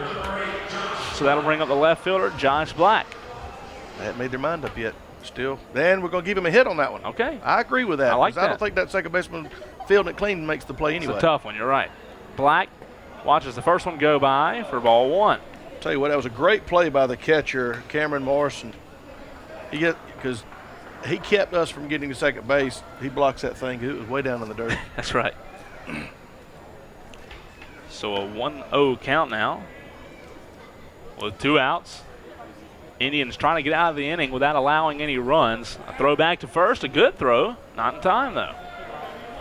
Right-handed pitcher now. We should be able to get a little bit better lead, but we were able to steal off the left-hander earlier. That's right. So we really need to get a runner out there on second base, put him in scoring position so a base hit could turn him around the corner. 1-0 pitch, another throw back to first, closer that time, just not quite there.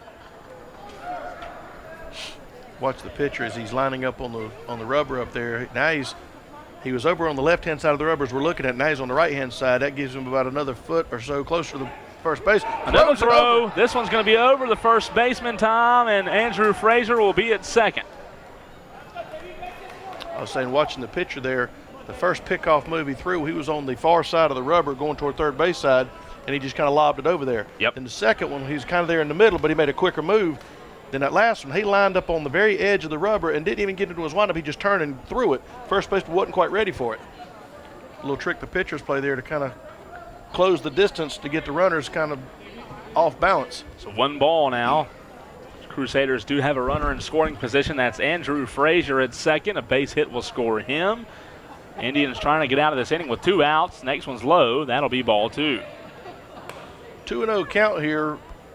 2 outs. Like you said, runner in scoring position. A base hit is much needed right now. Yes, Welcome it is. this pitcher to the game with a base hit and a run across. This is his first inning. That's Nick Borgen, number 25 for the Indians. 2 balls, no strike. He looks back to second. Borgen delivers. Outside, ball 3.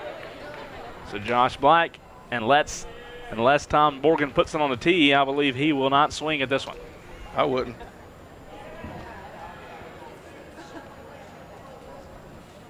3-0 pitch on the way from Nick Borgen. And there's a strike. He put it on a D, didn't he? He just laid it right out there. That's a pretty pitch there. Charlotte, North Carolina native Josh Black trying to get 1 more across with a base hit here in the bottom of the 5th. Crusaders lead 3-0. Here's the 3-1 pitch to Josh Black. Swing and a miss, and now we have a full count. That's at 75 miles an hour. That's 10 miles an hour slower than what he was throwing a minute ago. And Josh was way ahead on that one, Tom. It's that off-speed pitch. It looks like a fastball. It's like a circle change. It has the fastball wind up and release, but you use the outside fingers instead of your power fingers, and it takes 10 miles off of it. Great pitch right there. Sure did. Here's the full count pitch. This one's hit to right field. It should be the final out. And the play is made in right field by number 4, Luke Setzer. So that will end the inning. Crusaders leave 2 runners on. No runs off of just 1 hit and no errors. So we'll head now to the top of the 6th. The Crusaders lead 3-0 over Catawba here on the Vibe, 95.5 The Vibe, also on the North Greenville Sports Network.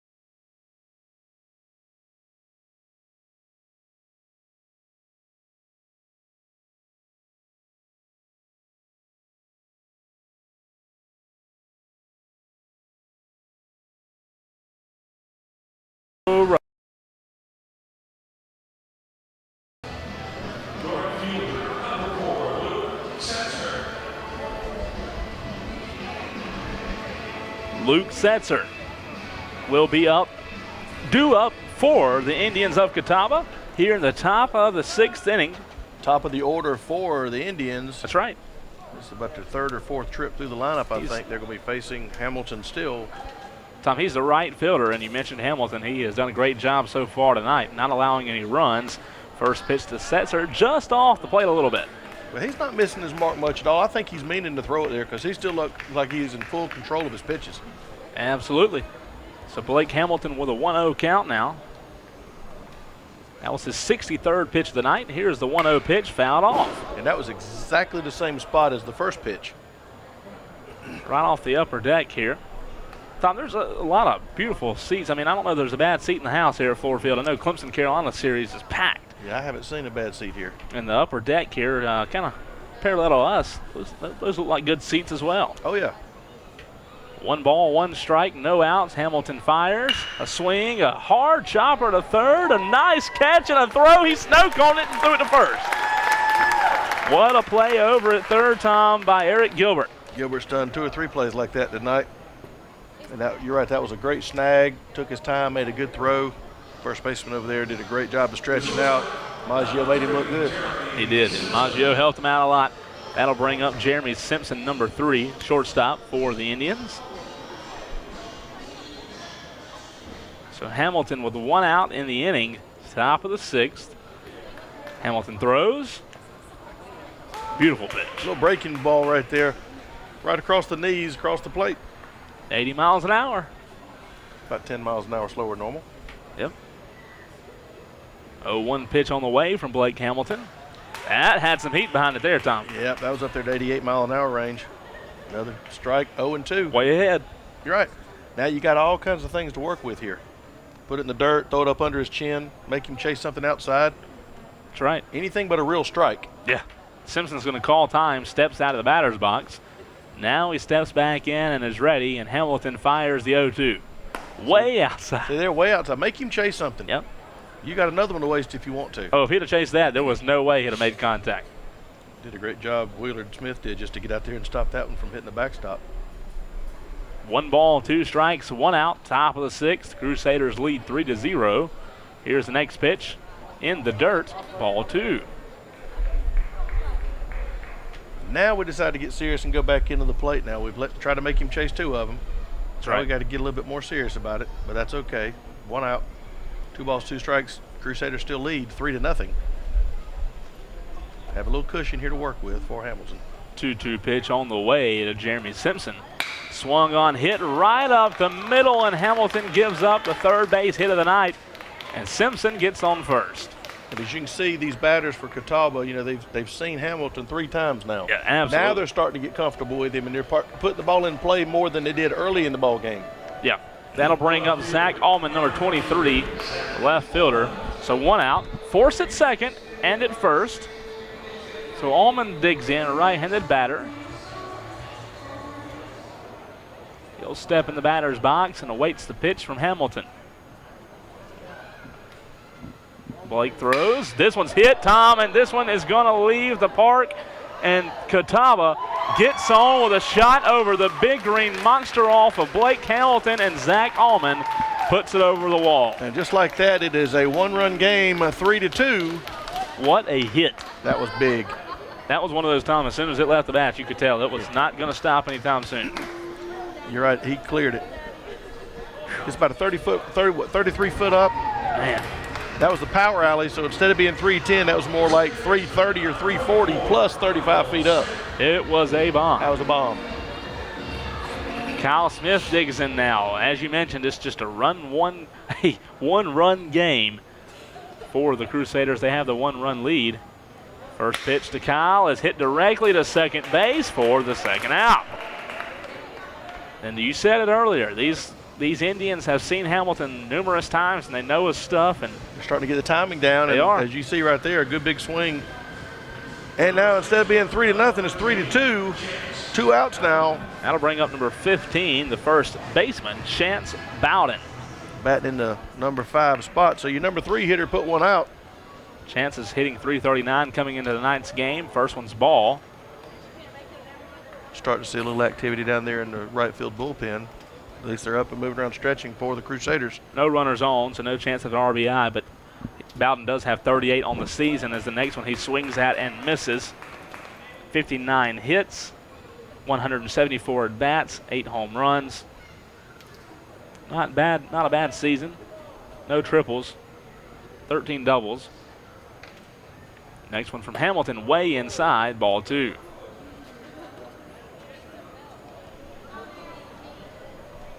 So Bowden looking to keep the offensive inning going for the Indians. Here's a 2-1. A swing, a slow roller to third. Picked up on the run, a throw to first, and Maggio grabs it out of the dirt. The side is retired on a nice throw from Eric Gilbert. Blake Hamilton gets out of the inning, but not before the Indians tack on 2 with a bomb to left center field. We will now head to the bottom of the 6th. The Crusaders lead 3-2 over Catawba. We'll be back after the break.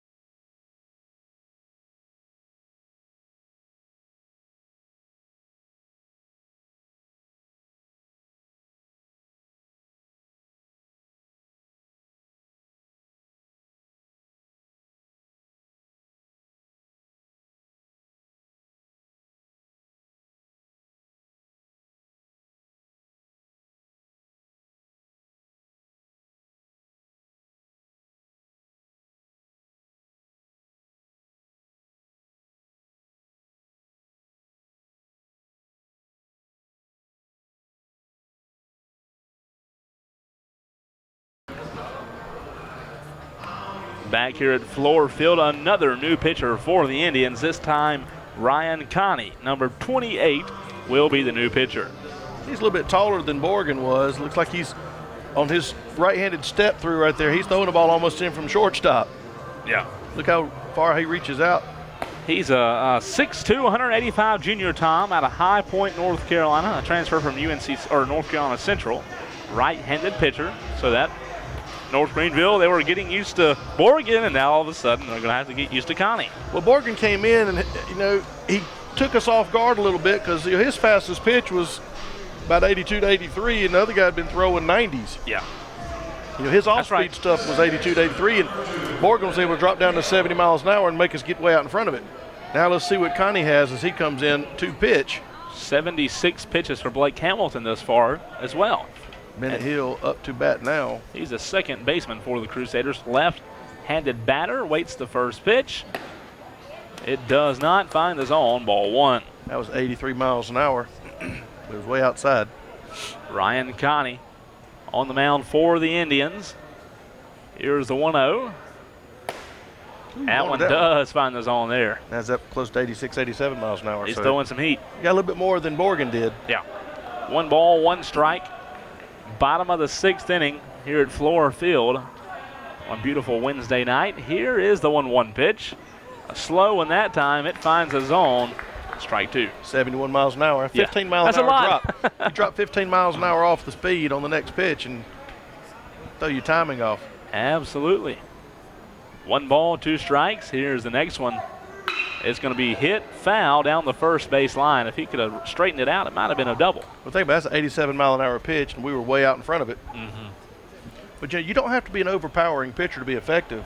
Greg Maddox, who had a pretty decent career for the Braves, he didn't throw it more than 85 to 86 miles an hour, but he threw it wherever he wanted it. Yep. Pinpoint. Yeah, wherever he wanted it's where he threw it. Batters just couldn't do anything with it. 1 ball, 2 strikes for Bennett Hill. The Memphis, Tennessee native watches the next one go by for ball 2. Tell you, Tom, the home plate umpires done a pretty good job tonight. Not a lot of questionable calls, and the outfield umpire or the infield umpires have done well tonight. I'll give you umpires. I know you're an umpire, so I'll give you umpires a clap on the back tonight. How about that? Yep. As he does a call, third strike on the outside corner, and I think that was a pretty good call by the umpire. I've only had one call tonight that was somewhat questionable, and that was the play at second base that went in the Crusaders' favor. Catawba coach went out there to question it a little bit, but it didn't put up much of a fight. So He just had to go and protect his players, I guess. Now we have Eric Gilbert. Yeah, let's see if the third baseman, who's had a great night in the field, let's see if he can get some offense going now in the bottom half of the inning. 1 out. Gilbert digs in, waiting on the first pitch from Ryan Connie. Connie throws. The windup and the delivery. Just a little low. Yep, ball 1. If I'm not mistaken, is Gilbert a switch hitter? Yeah, did he bat right last I time? think he batted right the last 2 times because they were right-handed pitchers. Yeah, you're right. 1 ball, no strikes. Now the next one's not going to find the zone. 2 balls. So we had a left-handed pitcher that started the game. That's what it was. Gilbert Yes. didn't face Morgan. Morgan wasn't in there long enough. That's right. So Gilbert batted right-handed against the left-handed pitcher. 2 balls and no strikes for Eric Gilbert. He waits on the 2-0 pitch, and this one does find the zone for strike 1. Eric Gilbert, Tom, not only can do a good job at third base, he leads the team in sacrifice bunts. Especially from the left-hand side. He's a couple of steps closer to first base, and he's Yes. in the bottom part of the lineup. So a lot of times he comes to bat, he'll have runners in position. The next one does find the zone, so 2-2 count. 5 sack bunts on the season, that's not bad. No, not at all. That's 5 runs. Yep. And he has come across the plate tonight for the first run of the game. Next one is going to be a swing and a miss. Eric Gilbert is retired, and now there are 2 outs in the inning as number 4 for the Crusaders. Wheeler Smith, the catcher, is due up. Yeah, that pitch there to Gilbert was another off-speed pitch. It was 71 miles an hour when he's been throwing in the mid-80s. Gilbert way out in front of it. See if Wheeler Smith, the catcher, can pick this timing up and do something with this pitch. Here's the first pitch to Wheeler. The right-handed batter watches it go by for ball 1. Little off-speed breaking pitch. He's throwing a lot of off-speed stuff here to try to mess up the timing of the Crusaders. Wheeler Smith at bat with a 1-0 pitch on the way. Next one finds the zone. Catches the corner. 1-1 pitch, 2 outs, still 3-2. North Greenville leads Catawba after that 2-run blast in the top half of this inning. Here's the 1-1 pitch. Wheeler watches it go by, and the umpire liked it. Strike 2. That's back up in the mid-80s on the speed right there instead of the low 70s that the last 2 pitches were. Pitcher doing a good job of mixing up his speed and his location. 1-2 pitch, a slow one, but fouled off. Great bat discipline right there just to foul it off and have another shot at it because he was committed to the swing. He was at least able to get a piece of it. 1 ball, 2 strikes, 2 outs. 1 more strike will retire the side. Wheeler Smith awaits the 1-2. A swing, a hit down the first base line. It goes foul, and Tom, if he would have rode that line, it had been over the fence. Yeah, that's a little short porch down there, but he just a little bit too far to the right. It gets deep real quick after the first 15 or 20 feet. It does. You can bend it around that corner. It's only about 285. Still a 1-2 count. Here's the 1-2 pitch. High and outside. 89 mile an hour, fastest pitch Wow. we've seen. He's gone from 71 to 89 in just 2 pitches. The Indians this coming weekend will play host to Brevard. That'll be the last tournament for them, or the last series for them as well. The next one, swing and a miss, and the side is retired. Wheeler Smith goes down swinging. We'll head to the top of the 7th. 3-2 is your score, with the Crusaders leading by 1.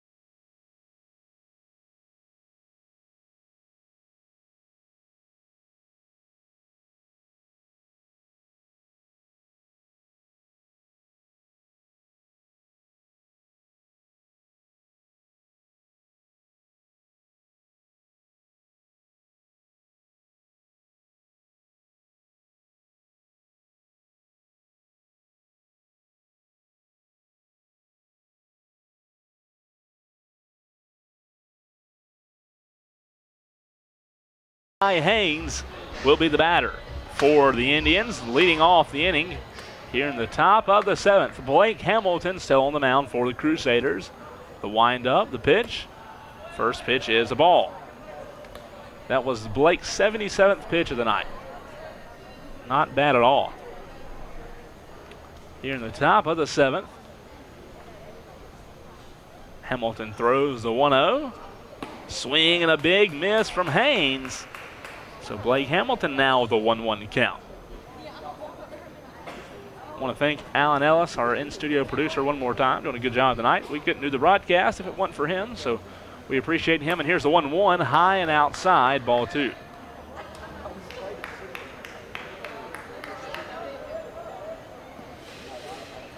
Two balls, one strike.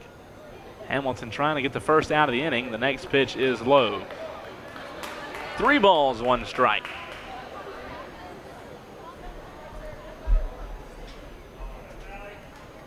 So Hamilton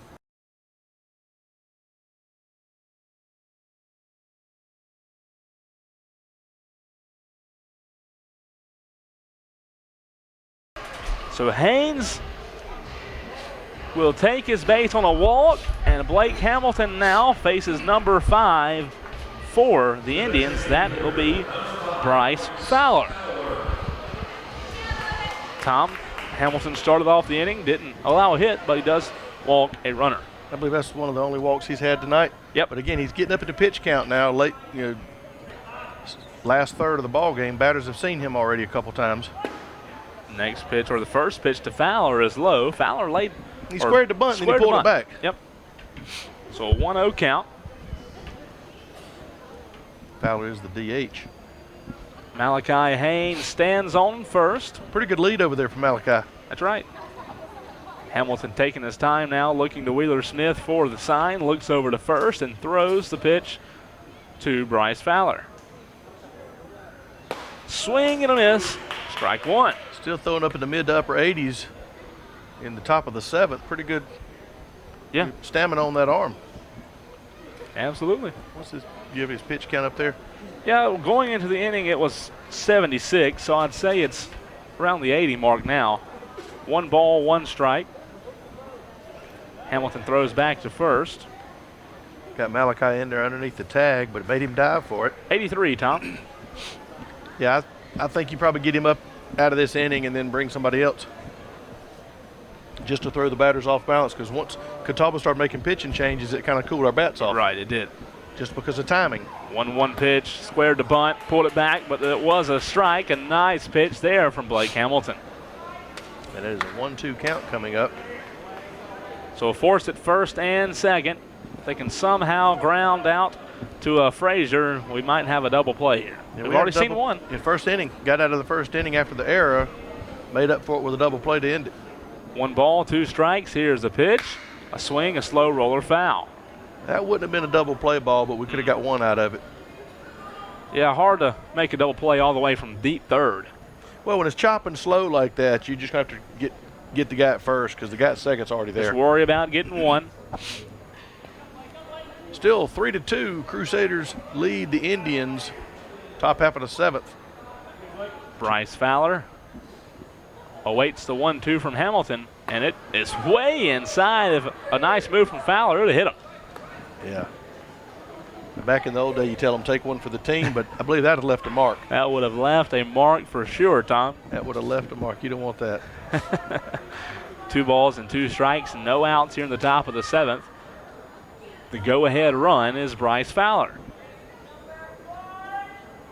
Hamilton taking his time now. Throw back to first, a quick throw, but Maggio lost the ball, and Haynes will go to second. Maggio was able to get there in a hurry. It was actually a pretty quick throw over and a chance for them to make the tag, but just could not get it down.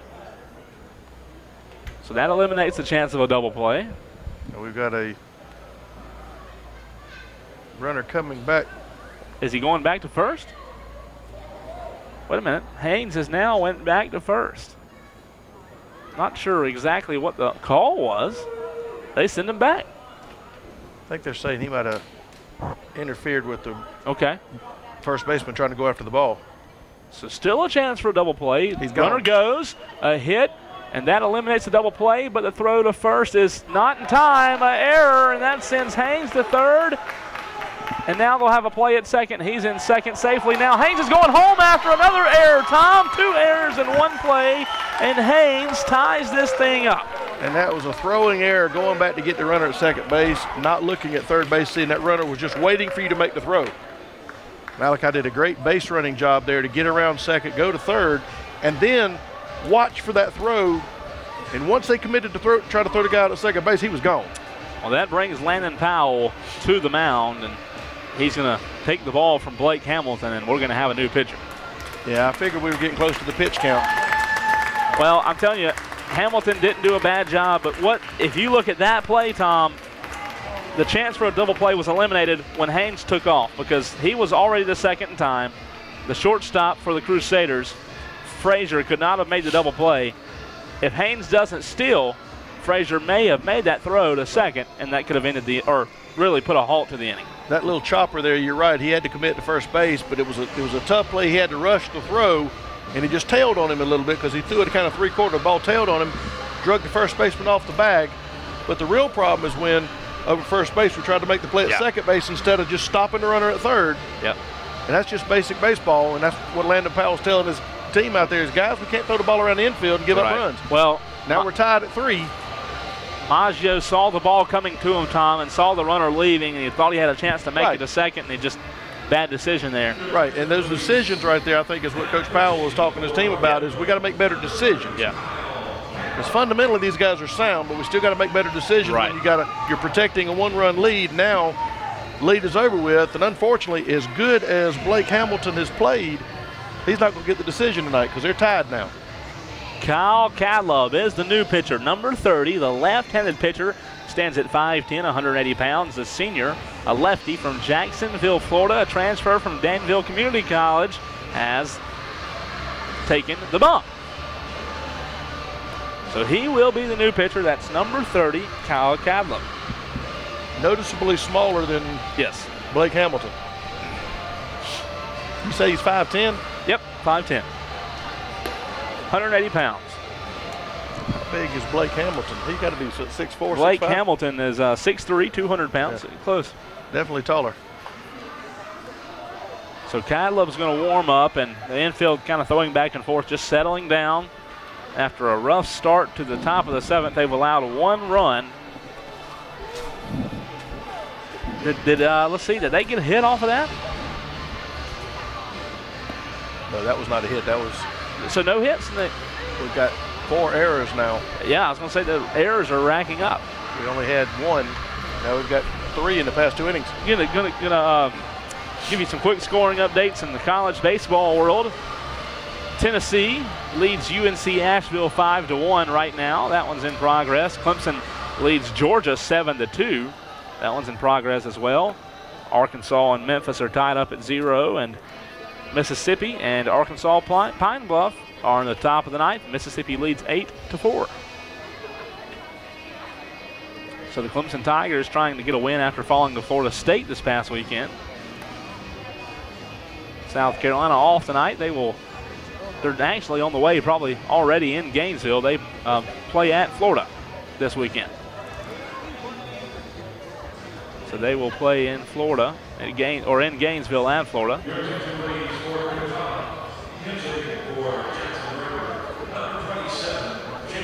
So we have a pinch hitter.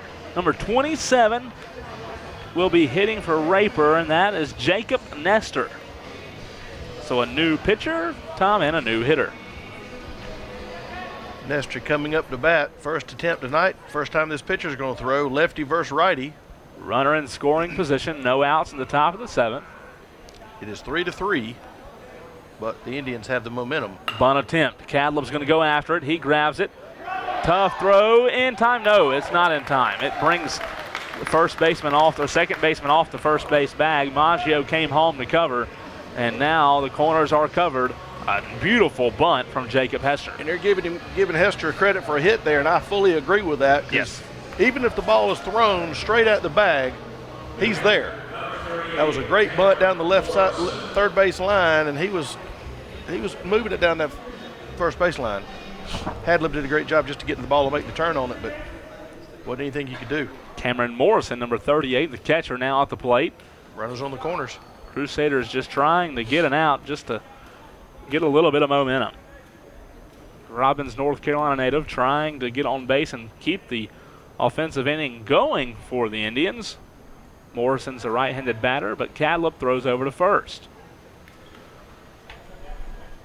So corners covered, as you said, nobody on second. You have a force at first and second.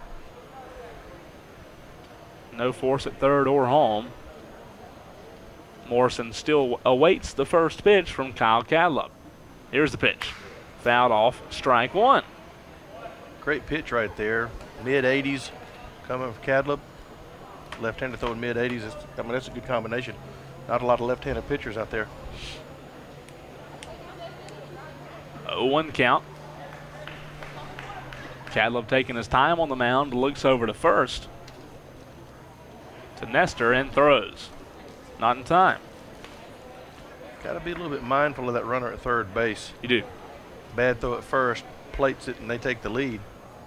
Tom, you knew coming into this game that the Indians were the real deal, leading the sack. It just was, you talked about it. They saw Blake Hamilton enough as the next one goes by for ball one. They saw him enough to, learn his rhythm, learn his stuff, and they eventually, you knew they were going to start hitting, and they did. It took them 7 innings, 6 or 7 innings to get his timing down, but once they got it down, they put runs across the plate in a hurry. Yes, they did. 1 ball, 1 strike. Runner goes to second, but the ball is fouled off by Morrison. Cadlip will take the foul balls. They count as strikes. 1 and 2. No outs here. Runners on the corner. You got a runner going to take off going to second. That's right. You got to ask yourself, do you go and get him out at second, maybe give it a run coming home, or do you give him second and move on? Cadlip throws over to first. Not in time. Made him dive back in under the tag that time. Cadlip's doing a good job keeping the runner at first. But a throw to first is the same as a pitch sometimes, so his pitch count. I know this is his first inning, but you want to keep him in there as long as you can. Next one is a ball. That'll be ball 2. And it throws your rhythm off a little bit. So here in the 7th, 1 run, 2 hits, 3 errors, 2 on base right now.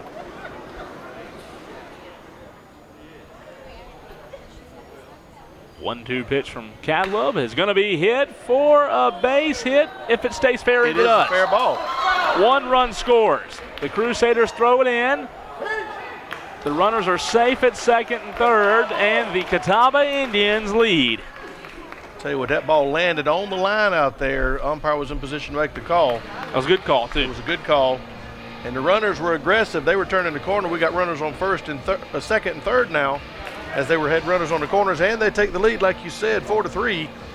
It's the 7th hit given up tonight by the Crusader pitchers. The 3rd of the inning. That brings up number 4, Luke Setzer. A hometown guy from Salisbury, the outfielder. Setzer trying to keep the offense going. A base hit will score 2. And Setzer is the leadoff hitter for the Indians. So Cadlip throws, ball 1, still no outs here in the top of the 7th. Yeah, we've got to find a way to put a stop to this real quick before it can get ugly. Base hit scores 2 and makes this a 3-run ball game. That's right. Just a few minutes ago, it was a 3-run ball game in favor of the Crusaders. Cadlip throws again, ball 2, and the difference between Cadlip and Blake, Tom, I know you got to be careful, but Cadlip's not throwing those first pitch strikes, and I know you have to be careful because if you do throw those strikes, you're probably going to get hit on with 2 runners in scoring position, but you can't give them first base. You got to make your defense make a play. Pitcher's job is to get it across the plate. 2-0 pitch, swung on, hit foul. Right on cue. There's a strike. Yeah, there's a strike. We'll take it. He's listening to us. Got a little earbud. That's right. We're on the same frequency right here. Catawba has scored 2 in the 6th and 2 in the 7th. And I don't know if they're done yet or not. 2 balls, 1 strike, no outs. Runners on second and third. Kyle Cadlip taking his time, throws. This one's hit to deep left center field, going, and it is out of here. And all of a sudden, it's a 4-run ball game. That was a big hit. Now that was a 370, 380-foot shot. Another bomb. That was more towards center. Yeah. See, it's 420 at center field. That's power alley. That's 370-ish. And it's not a 33-foot wall, but it's at least 15 to 20 feet. So all of a sudden, 2 innings ago, like you said, it was 3-0 North Greenville. Now, Tom, it's 7-3. 7 unanswered runs by the Indians just in the last 2 innings. Kyle Cadlove comes in and gives up some more runs, and that'll bring up Jeremy Simpson, number 3, the shortstop. First pitch from Cadlove. Finds the zone, strike 1. Yeah, he needs to just kind of shake this off and get back on top. First pitch strike is what you're looking for. Did a good job there. He just needs to bear down and then get your offense going on the plate. Next one finds the zone. A very nice pitch there. He went outside, then he went inside. Now throw one in the dirt, make him chase it. A little off speed here would be nice. You're listening to Crusader Baseball on WNGR LP 95.5 FM in Tigerville, as the next one is a ball. A little bit high. I have no problem with that pitch at all. Make the batter chase one. He's got to be defensive here. Still have another one to waste. Don't give him anything real good to hit. Start working your way back into the zone. 1-2 pitch. Curveball never came inside, Tom. Ball 2. I like that. You started out over the outside of the batter's box, opposite of the batter, and tried to bring it back into him. It just didn't quite curve enough. Still got another one to waste. It's 2-2. His 15th pitch of the night is going to be hit to short. A throw to first. Not in time. Maggio can't field it. And another runner gets on. So that's a great attempt out there by Andrew Frazier at shortstop. I kind of thought Gilbert was going to cut in front of him at third, make that play. He had the momentum going to first, but he let it get past him and get to shortstop, and that made it a lot longer throw, having to throw across your body, and that gives him a base hit, infield hit. Tom, this is not the inning Coach Powell wanted. 7 runs over the last 2 and 5 in this inning, and still no outs with Zach Almond at the plate. And they're going to give him credit for a hit there, and I agree with that, because that shortstop didn't make a bad throw or play. It's just because it took so long to get to him. Slow. If it was faster, I think they'd have gave him the error, but it was, like you said, it was a very slow roller. This one's another shot to center field. It gets down for another base hit. Zach Almond gets on. We might see a little conference in a minute at the mound. Cadlove's come in. He's throwing the ball across the plate, but he's throwing it where the batters can get to it instead of keeping them off speed or changing your locations. These batters have had no problem picking up the timing on Cadlove. Kyle Smith, second baseman, is in there. And right on cue, here comes your pitching coach.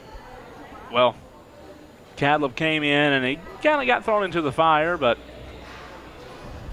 I'm telling you, this has been a tough inning. Are they listening to us down there in the bullpen or in the dugout? Because I just started talking about it, and here he comes. I didn't want to get the guy pulled, but they've got his timing down real quick. So you've given up some runs, so you got to make some changes, or at least go down there and calm your pitcher down a little bit. But what might happen is he's going to walk back in, taking his time. He didn't spend a lot of time at the mound. He's giving his guy in the bullpen a chance to warm up. You might see him turn right around and go back out there again and pull him. A little strategy the coaches use sometime to give your bullpen a chance to warm up. Absolutely. He keeps looking down at the bullpen. I have seen him turn and walk right back out there and then pull him. Kyle Smith at the plate, left-handed batter, top of the 7th inning. If you're just joining us, it's 7-3, Catawba. Kyle Smith fouls the first one off for strike 1. Now we got lefty versus lefty. That might be why they're leaving him in. That breaking pitch is real effective against the left-handed batter coming from the left-handed pitcher, and that one was exactly what I'm talking about. He broke it off the table. Runners getting big leads. Nobody's holding them. Runner on first and second. No outs. 0-1 pitch. Low, ball 1. Not a bad pitch. Not at all. Base hit by Smith here scores at least 1, maybe 2. Outfield's actually playing kind of shallow, trying to stop the run coming home on a base hit. Here's the 1-1. Strike 2. That little outside corner, great pitch right there by Kyle Cadlove. That one had a little heat on it, a little bad intentions behind that. That's right. Cadlove trying to get the first out.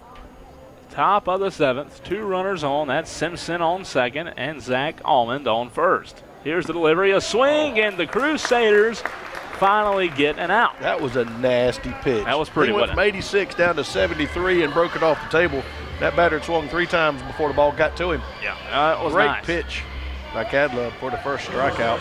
That'll bring up number 15, Chance Bowden. He is the first baseman for the Indians. He digs in, right-handed batter.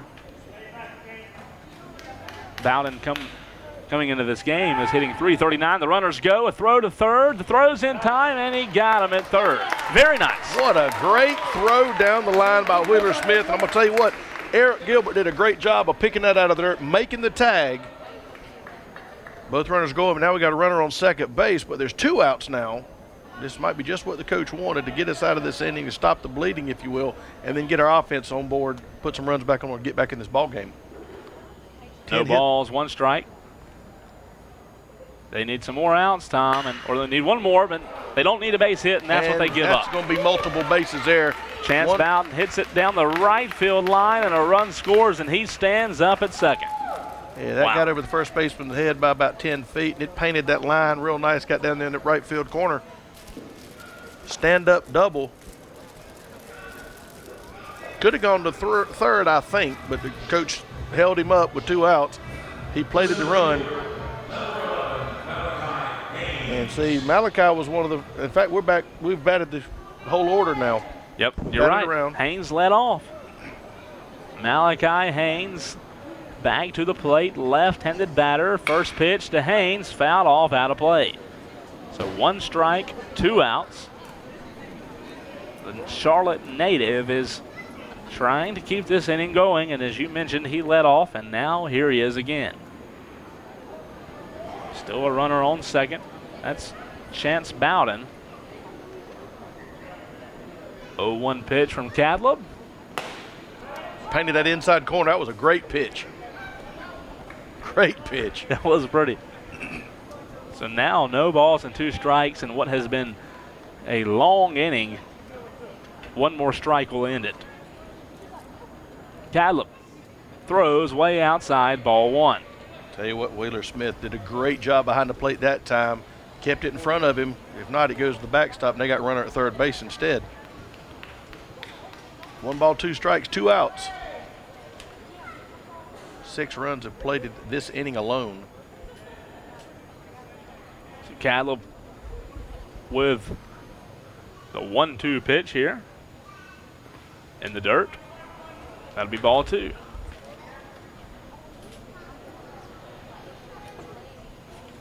So North Greenville really needs an out here to end the inning. Cadlub wanting to change baseballs. Didn't like that when it was scuffed up a little bit.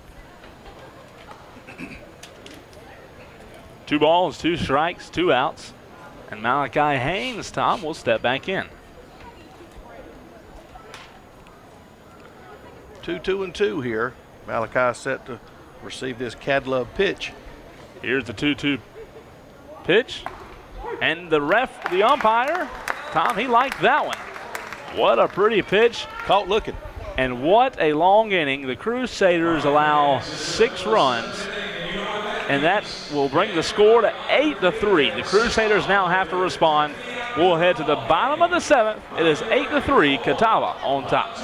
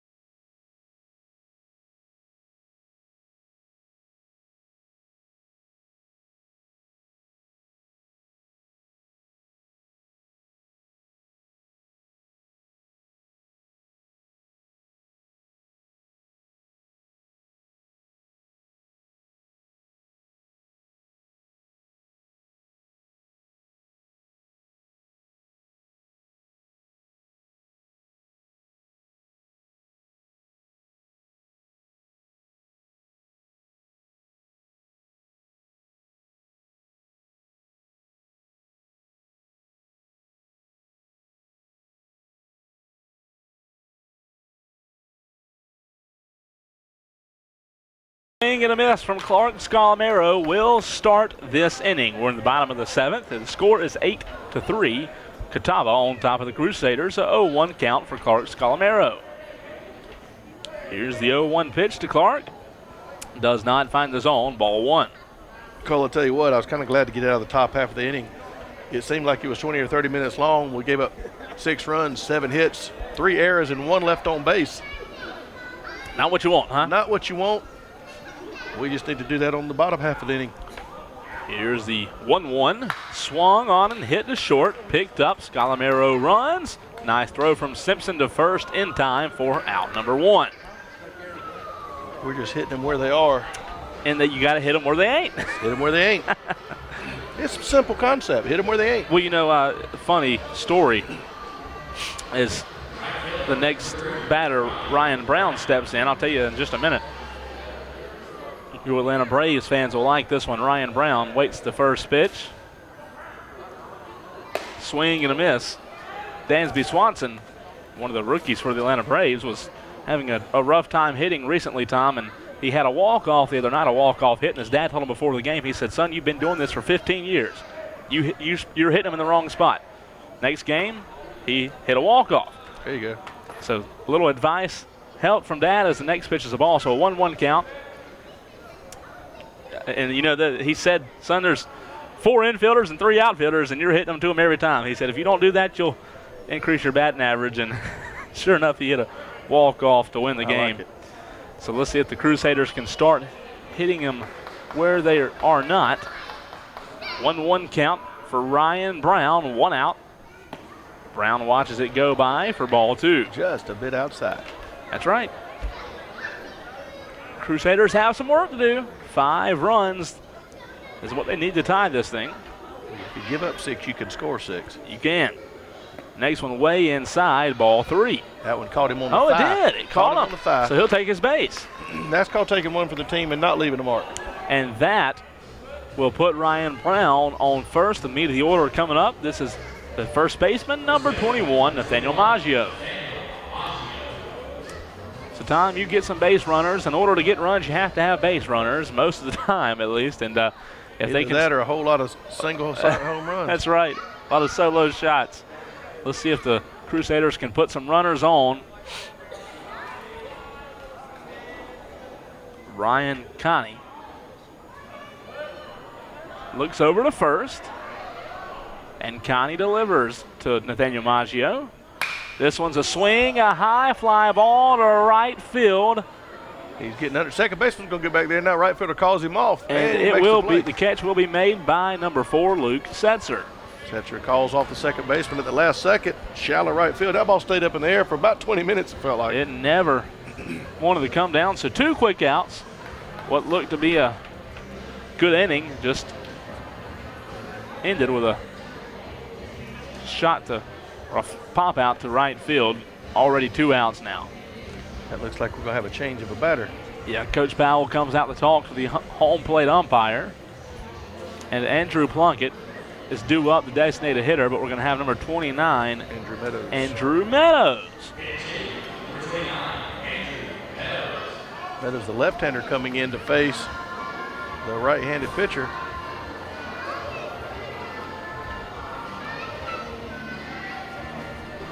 So 2 outs here in the bottom of the 7th. Crusaders have 1 run on.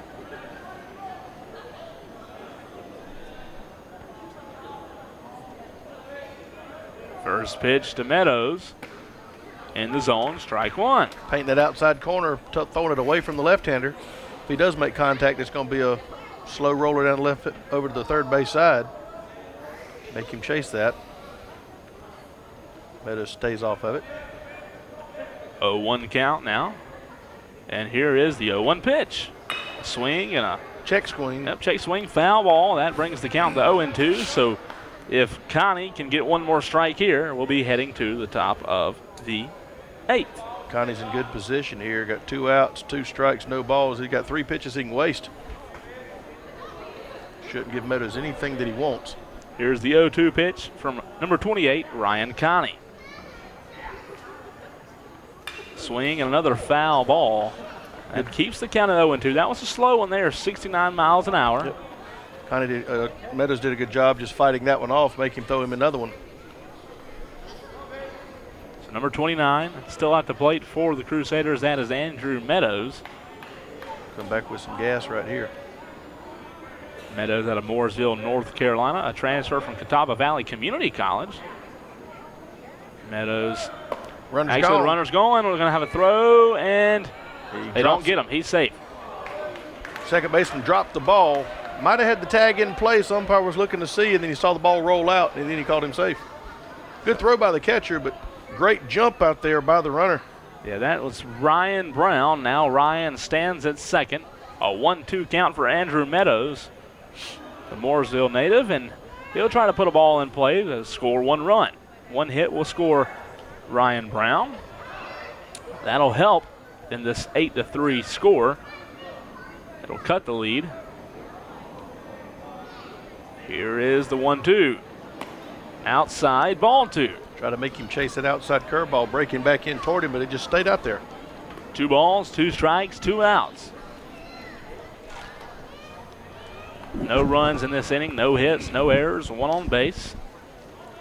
In scoring position, a base hit would score, and we need runs. Andrew Meadows trying to get that base hit, awaiting the pitch from Ryan Connie. And Connie steps off the mound.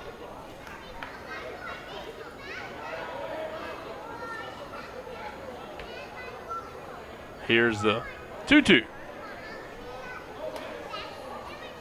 This is Chopper. Connie's going to pick it up. Throws to first in the dirt. Safe at first, and we're going to have a run come home. Throw back to first. Did they get him? No, they did not. So a run scores. Tell you what, Meadows did a great job to get back because he actually rounded to second, and then he came back to first. First baseman made the throw to the pitcher, and it was a close play. That's right. All right, Tom, so the Crusaders cut the lead. It's 8-4 now. If you can somehow get Meadows on second, a base hit from Frazier would make it a 3-run game. So you got to slowly climb your way back into this thing. Yeah, you got 2 more at-bats after this to get the run, so you don't have to get them all now, but you got to get some. You do. We got 1. Let's go for at least 2 more. Connie throws to Frazier for strike 1. It caught that inside corner. That's a fast one. That's up there in the 88, 89 mile an hour range. That was high. Going from 69 to 89, that's 20 miles an hour. And it's tough, isn't it? Yeah, it's hard for the batters to stay on that. 0-1 count now, 2 outs in the inning. The delivery, a swing and a miss, so another 0-2 count.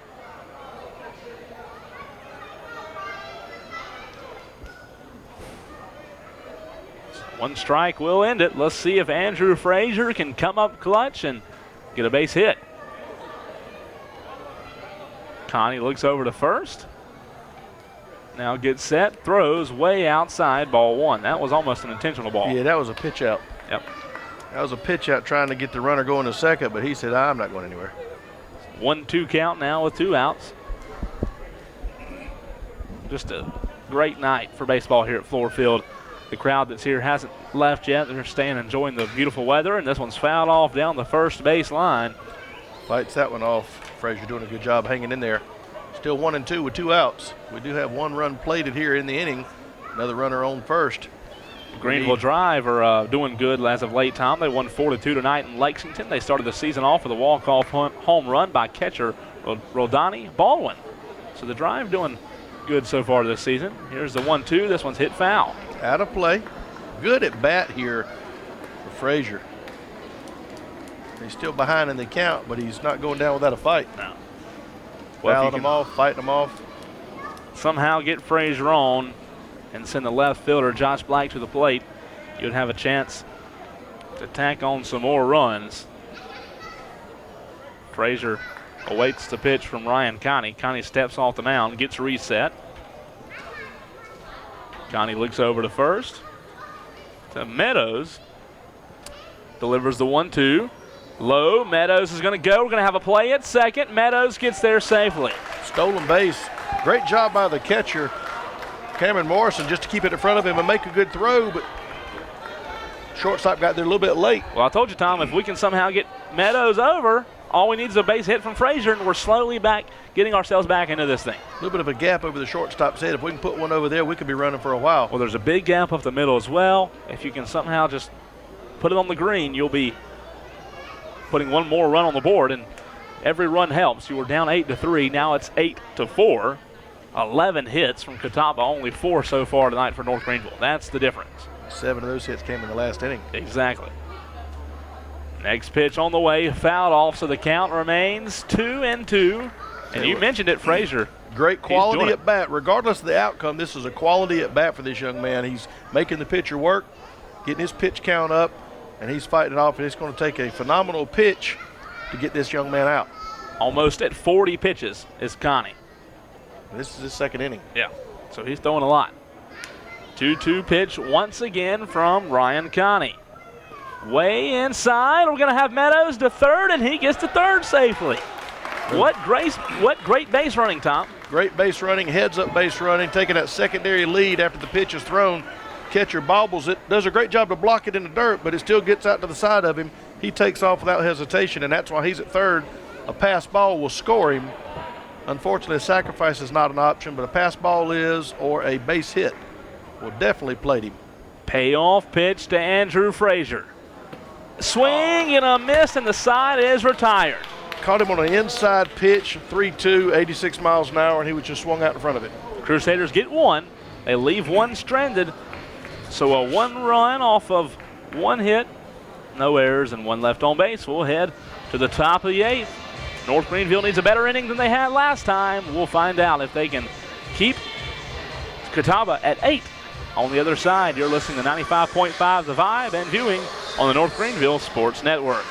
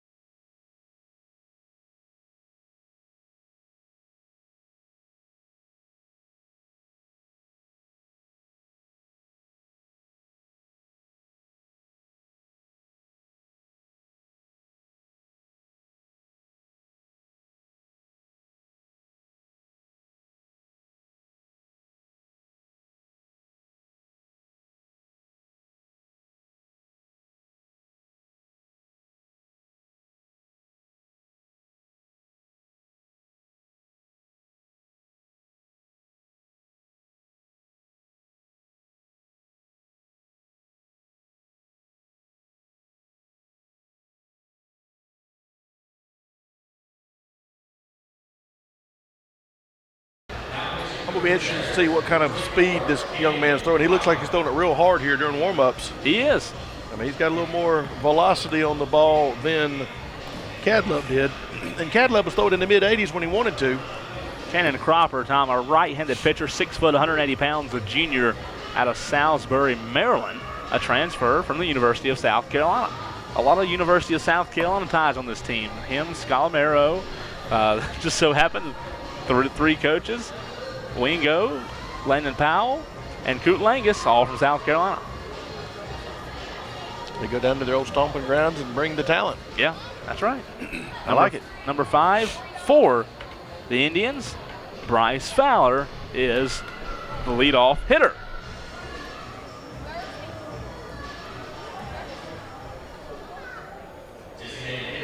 So Fowler is the DH. Right-handed batter, he'll step in. We'll face Cropper for the first time. This will be his first pitch tonight. Still 8-4. That's right. Catawba leads. Got to stop him here and get some runs in the bottom half of the 8th. Got to get some runs. Starting to run out of innings. Bryce Fowler waits the first pitch, and a lot of heat. Tom, that's what I was wanting, a 95-mile-an-hour pitch. 95, unable to find the zone. Ball 1. You heard that one. Very nice. This one's going to be hit down the first base line, out of play, foul ball. 94 miles an hour. Took a little heat off. Took a little off that one. You can hear the heat through the crowd mic. Now the bad thing about that pitch is if it makes good solid contact, it's going to hit Spartanburg. Next one, fast and in the zone. Strike 2. Good pitch there. 1-2 count. He needs to heat it up. He's been throwing his off-speed stuff. Cannon Cropper. And there's off-speed on cue. Goes in the dirt. A throw to first over Maggio's head, and Bryce Fowler will go to second. Overthrow. And over the second baseman's head. Oh, my goodness, Tom. Great what should have been the first out is now a double. Great job by Eric Gilbert, the third baseman, to go out there and back up the throw to second as the pitcher covered third. If he's not out there, this guy's running the third base as well. Just a bad throw from Wheeler Smith. I mean, a lot of throwing errors tonight have cost the Crusaders at least 3 runs. That's huge. Been at least 3 runs plated because of throwing errors, and now we got one on. That was a strikeout. Turns out to be an error on the catcher, gets him to second base. He swung and clean missed, and Wheeler dropped it and then overthrew it, and that's going to bring up Jacob Hester, number 27. So look, you had 1 out, and now you have no outs with a runner in scoring position. Hester up to bat. Cropper ready to deliver another one. Here's the first pitch from Cropper, low. Wheeler Smith grabs it and keeps the runner at second. Now, in Wheeler's defense, he's been catching 75 to 80, 85 mile an hour pitches. Now he's got a guy throwing in 95 to 96. Right. So it's got his timing off a little bit as well, but that had nothing to do with his throwing error. It has everything to do with dropping the ball on that drop third strike, but nothing to do with the throwing error.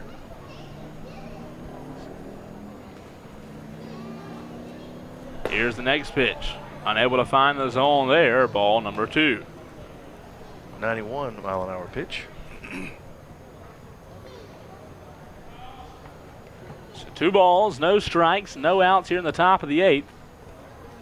Crusaders trying to get out of this inning without allowing any runs. They know they have some work to do in the bottom halves. Cropper with the third pitch to Hester.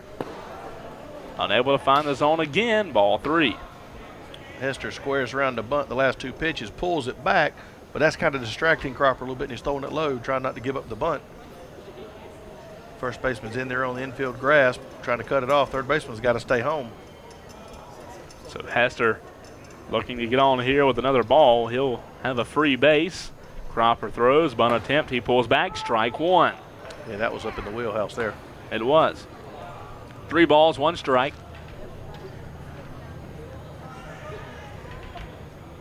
Let's see if he continues to square the bunt here.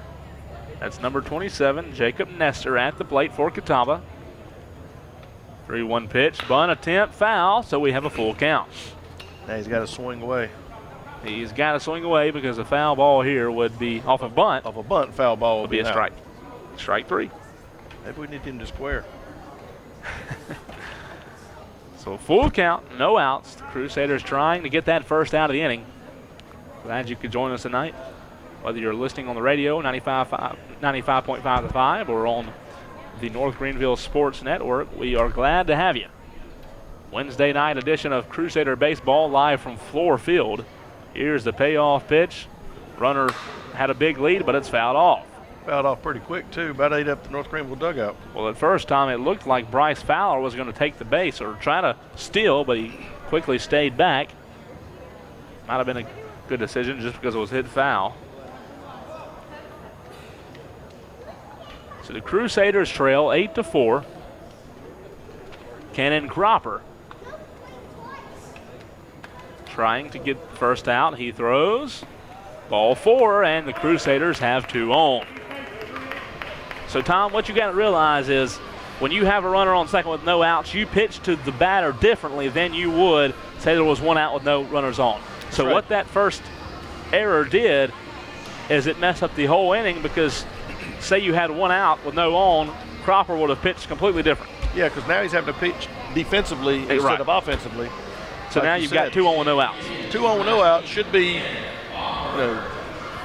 1 out, possibly nobody on, or somebody on first base with the walk instead of guys on first and second. Pinch hitter, number 19, Ben Bomberger. What a last name. Cropper ready to deliver to Bomberger. Tom Maggio playing way up, expecting a bunt. There it is. He pulls back as Cropper blows it by him for ball one. The boy squares the bunt, you throw it at his chin. That was some heat there. I like that. You're not trying to hit him. You just let him know that that's my plate. You can square if you want to, but it's going to cost you. It is. So ball one. Runners on first and second. That's Fowler on second. Nestor on first. 1-0 pitch on the way. It's a bunt. It stays fair. Wheeler throws to first, and there's your first out. That moves the runners over to second and third with one out, puts them in scoring position for a sacrifice now. Yep. So the pinch runner did his job. There's your first out. Only bad thing is now you do not have a force at second, and you don't have a force at third or home. Only force is first, huh? Yeah, anything in the outfield, in the air, on the ground, doesn't matter. It's going to score at least one. Right. Unless it's real shallow. And a nice little grounder could score you one if the runners are running in a hurry. Well, they've batted through in top of the order. Once again, Luke Setzer, number 4, at the plate. Setzer's going to try to take on this pitch. Cropper ready to deliver. One out. First pitch to Setzer from Cropper, finds the zone for strike one. Inside corner, now we're down to the 88 mile an hour, so he's taken about 7 miles an hour off his pitch. But he's still finding the strike zone. That's Jacob Nestor now on second for Catawba. Bryce Fowler on third. Here's the 0-1. Fouled off. And 0-2 count, Tom. That's big. So one more strike will be the second out. Like I said, there's no force at second or third or home, so you have to keep it in the infield here or you'll be in trouble. Crusaders trying not to allow another run. They allowed 6 last inning. Here's the next pitch, a swing and a miss. Wheeler Smith said, I got it in the glove. The umpire said, you're right, as the runner started running to first. There's your second out. Second out. That's big. Great snag by the catcher that time. That'll bring up number 3. Ryan Brown. Jeremy Simpson. Simpson, I'm looking at the Wrong roster. I do that all the time. Colorblind. Yeah. Jeremy Simpson at the plate. The righty awaits the first pitch from Cannon Cropper. Swing and a miss on a 89 mile an hour pitch. Bringing it back up there close to 90. Yes. He couldn't catch up to it. Ball was in the catcher's mitt before he swung. So one more out will retire the side without allowing a run. Here's the 0-1. A swing, fouled off, and a quick 0-2 count for Cannon Cropper. That ball's going right over there where my car is parked. I got a bad feeling about this. Right at it. No balls, 2 strikes. What are the odds?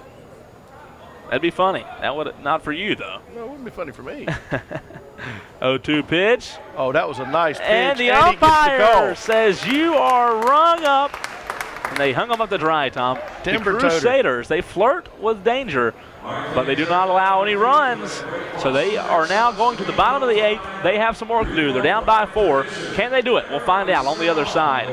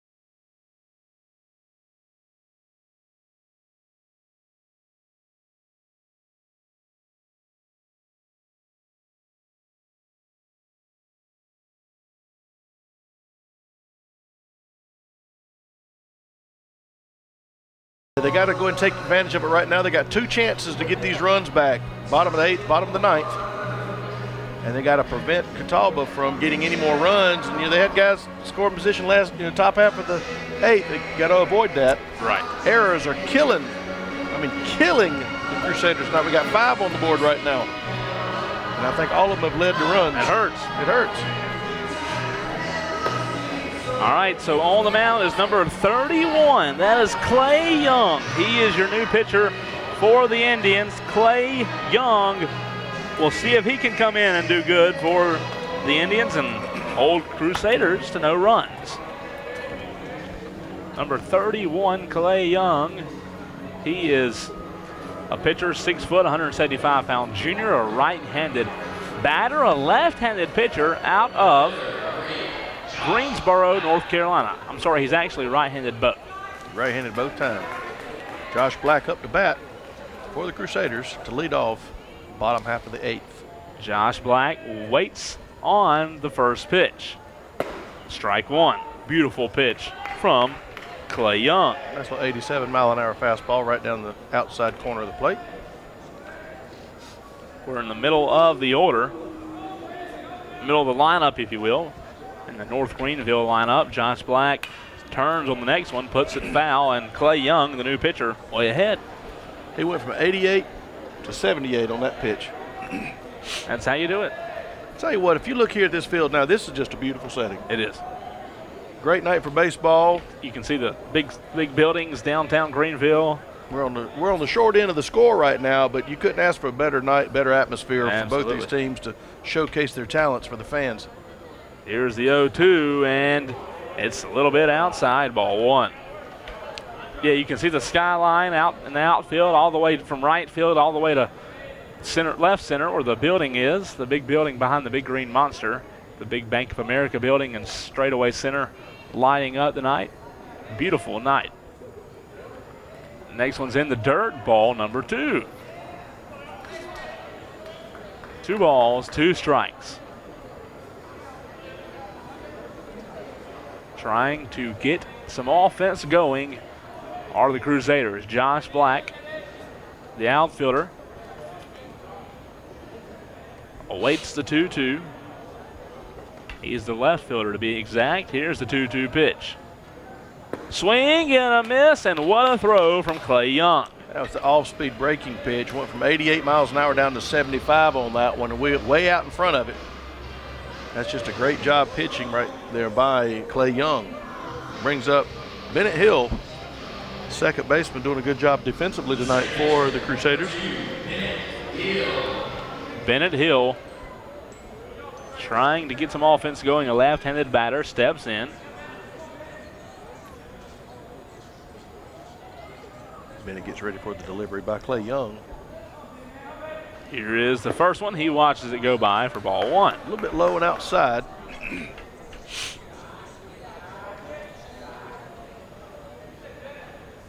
1-0 count. Here's the 1-0 pitch to Bennett Hill, the second baseman. There you go, finds the zone. He wanted that pitch, but he backed off of it, and it got the outside corner anyway. 1-1 to count, 1 out. Nobody on. Still 8-4, Indians leading the Crusaders. Here's the 1-1 pitch. He watches it go by, and I'm telling you, Bennett Hill looked at the umpire, and he was not happy with that call. Well, the pitcher's painting both sides of the plate. He got the outside corner on the other strike, now the inside corner. From my angle, that looked like a good call, even though Bennett wasn't happy with it. 1 out here in the bottom of the 8th. 1-2 pitch. Swung on, fouled off. That keeps the count at 1-2. And Tom, they've got 2 more outs in this inning and then 3 more, and that's it. That's all. They're down to their last 5 outs. They got to get 5 runs out of the next 5 outs. Yeah, this is crunch time. It is crunch time. We've caught a lot of crunch time games together, and this is another one. It is. 1-2 pitch on the way, and he watches it go by. It does not find the corner that time. 2-2 to count. That ball was just a little bit outside of the Not strike bad. zone. We No, talked about the environment. Not bad here at the minor league stadium. The last broadcast me and you did was at Williams-Brice. That's right.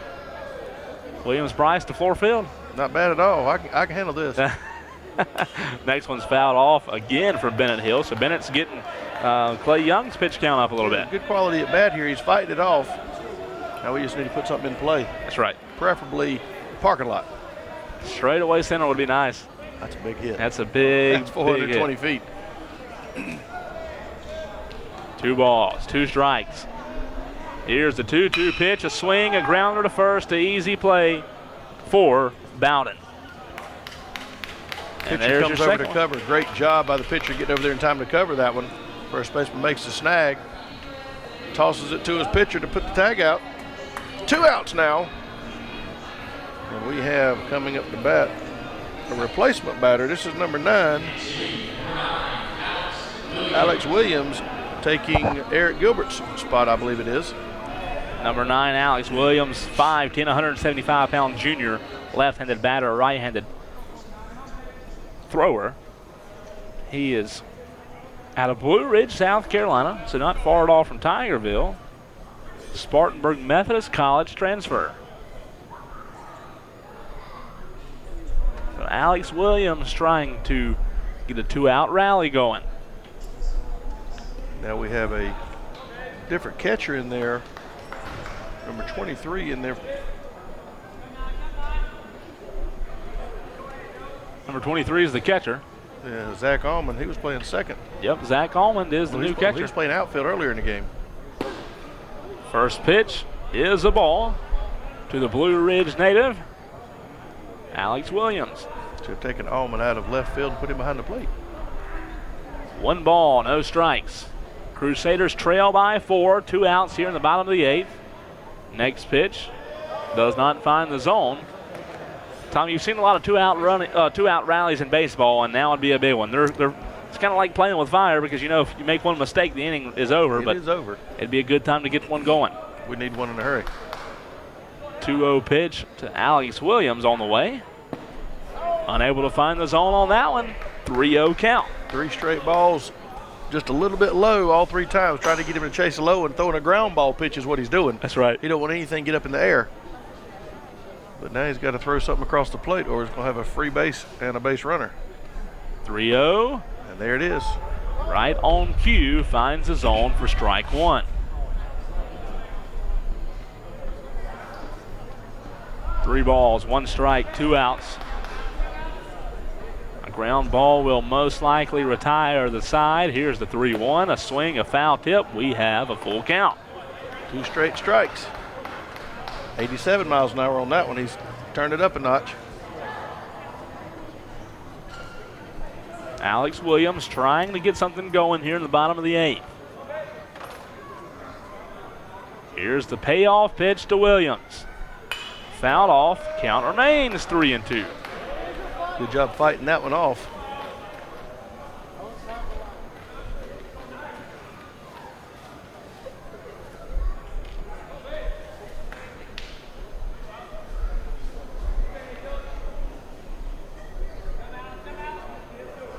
All right, so here is the payoff again. Swing and a miss. Strike 3, the side is retired, and the Crusaders still trail by 4, unable to get anything going in that inning. They only have 1 more chance left, but first, they have to hold the Indians from scoring anymore. It's 8-4. We'll head to the top of the 9th, right here on 95.5 The Vibe, also on the North Greenville Sports Network. Thank you. Number 7, Clark Scalamero will take the mound.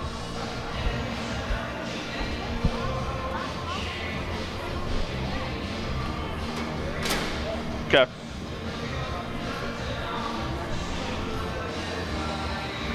Yeah. Cool. Andrew Meadows in 3rd.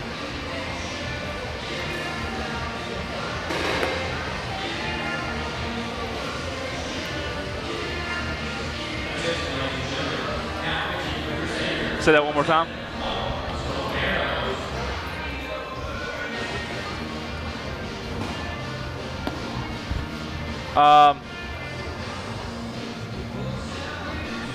We'll break and then come back. Quick break.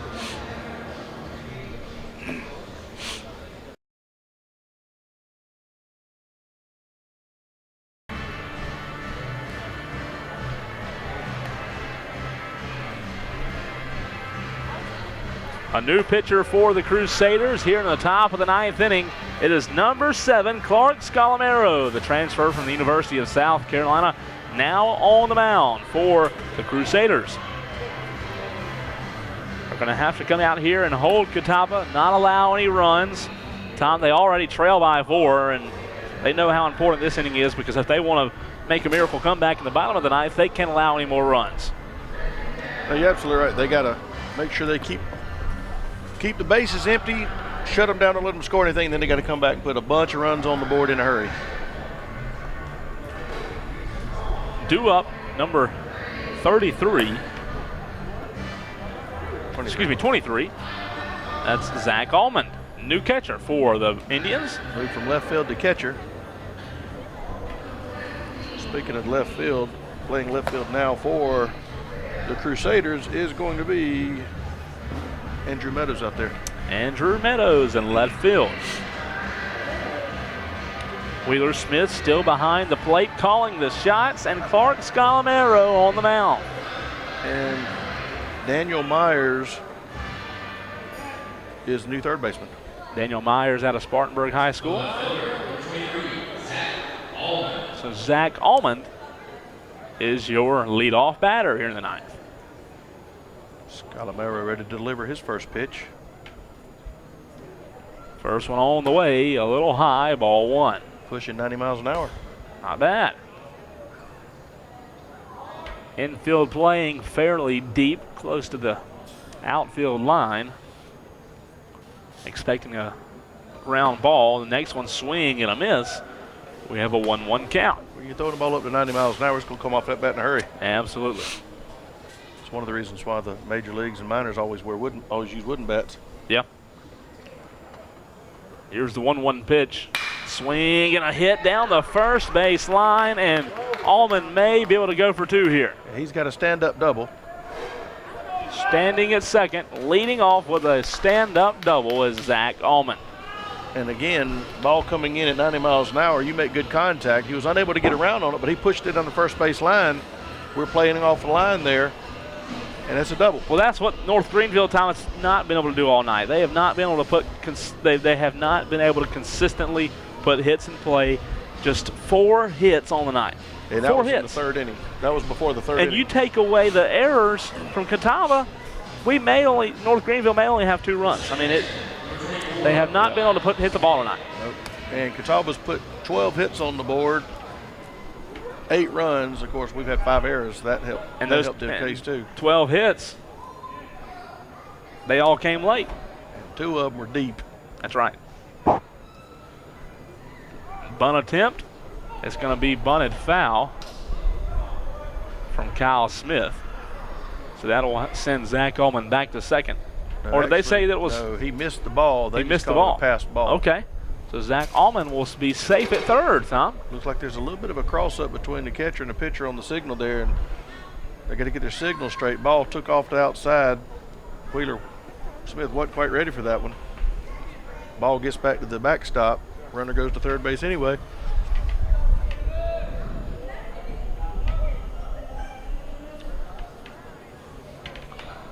One-0 count.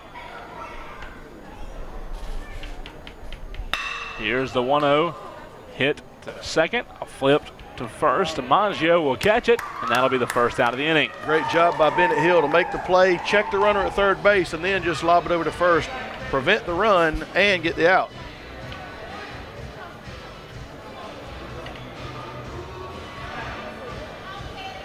So 1 out. Decent crowd here on a Wednesday night at Fluor Field. Decent little crowd. North Greenville and Catawba go at it. I imagine it'd be a lot larger if it were on the weekend. Oh, absolutely. Parents would be able to get in town, family as well. So here is the first pitch to Chance Bowden. Nice pitch down the pike. 87-mile-an-hour fastball, strike one. Zach Allman still on third. Clark Scalamero on the mound for the Crusaders. Here's the 0-1, swing and a rip down the third base line, foul. He turned on that one. Of course, it was off-speed pitch, 75 miles an hour instead of the 89 and 90 he's been throwing. That's why he was real early. Well, we saw one hit over the Big Green Monster tonight, Tom. Last time when they played South Carolina Aiken, we saw three hit over the Big Green Monster. So the Big Green Monster's not tall enough, apparently. It needs to be 60 feet instead of 33. Chance Bowden awaits the 0-2 pitch. Fouled off. Count remains 0-2. I've seen a grand slam in this park once, and it was about a month and a half ago. Seth Beer hit one out of here. Hit it pretty far too. Hit it pretty far. He can hit them far. Yeah, he can jump on it. So the umpire goes out to have a word with Clark Scalamero, giving the catcher time after he was shaken up a little bit. Wheeler Smith gets back set.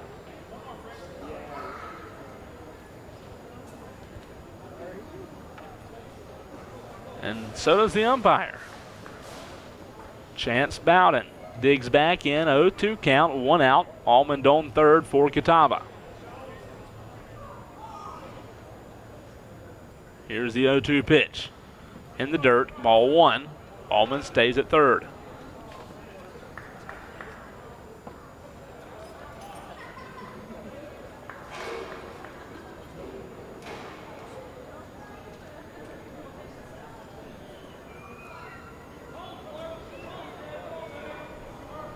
One ball, two strikes.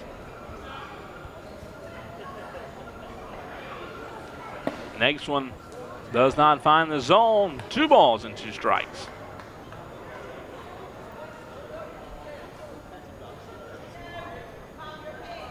Crusaders trying to get out of this inning. They've had some long innings here lately. This one's going to be a chopper to third, but it goes foul.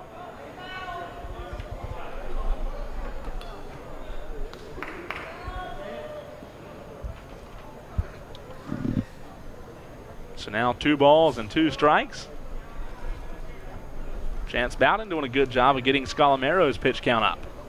He is. He's fighting them off real well. Still 2-2 with 1 out. Runner at third base. Here comes the delivery. Swing and another foul ball. And another foul ball.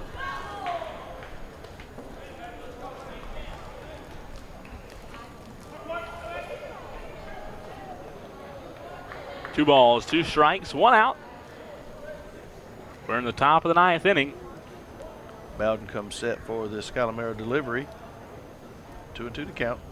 Still 8-4. Catawba leads. Top of the 9th. Swing and a miss, and that will retire Chance Bowden. 90 mile an hour right down the pipe. That was pretty. The ball was in the catcher's mitt before he could swing. That'll bring up Malachi Haynes. Yes. Malachi Haynes, the center fielder, now at the plate. Left-handed batter is Haynes.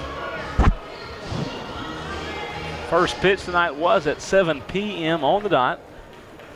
We're well over that now, 2 hours and 52 minutes over it, Tom. Here is the first pitch to Haynes. A swing, a shallow fly ball, left field, out of fair play, but caught by Daniel Myers to retire the side. 1 pitch, sent him down. Now we got to get some runs. Bottom of the 9th. Playtime's over. You're down 4. You need 4 to stay in it and 5 to win it. You got to fasten your belt and get ready because, Tom, I don't care what part of the order you're in. I don't care what part of the lineup you're in. You got to come through. Doesn't matter. Doesn't matter. We'll head to the bottom of the 9th. Crusaders down by 4. Can they make the comeback? We'll find out on the other side.